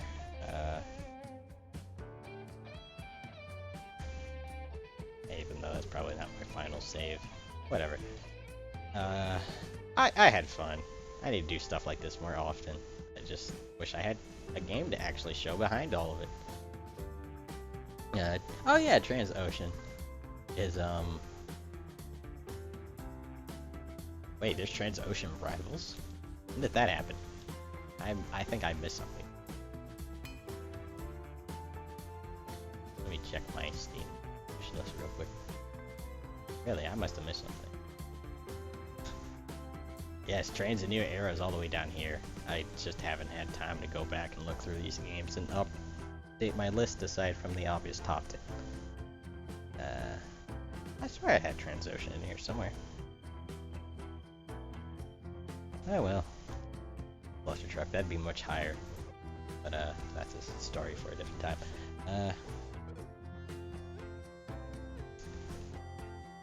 Let's see. Yeah, there is it. Wow, Transocean too. Man, I remember watching the videos when it came out. I don't even have the first one. Alright. I wonder how that game's gonna turn out. I haven't seen anything on it. But it comes out in May. But yeah, that'd be cool if the beta came out in May, though it probably won't. Well, it could. Given the fact that Train Fever 2. No! Stop that right now, Jam. No. Yeah. Transport Fever is coming out in fall. I could easily see the beta being sometime in summer. Maybe even late spring.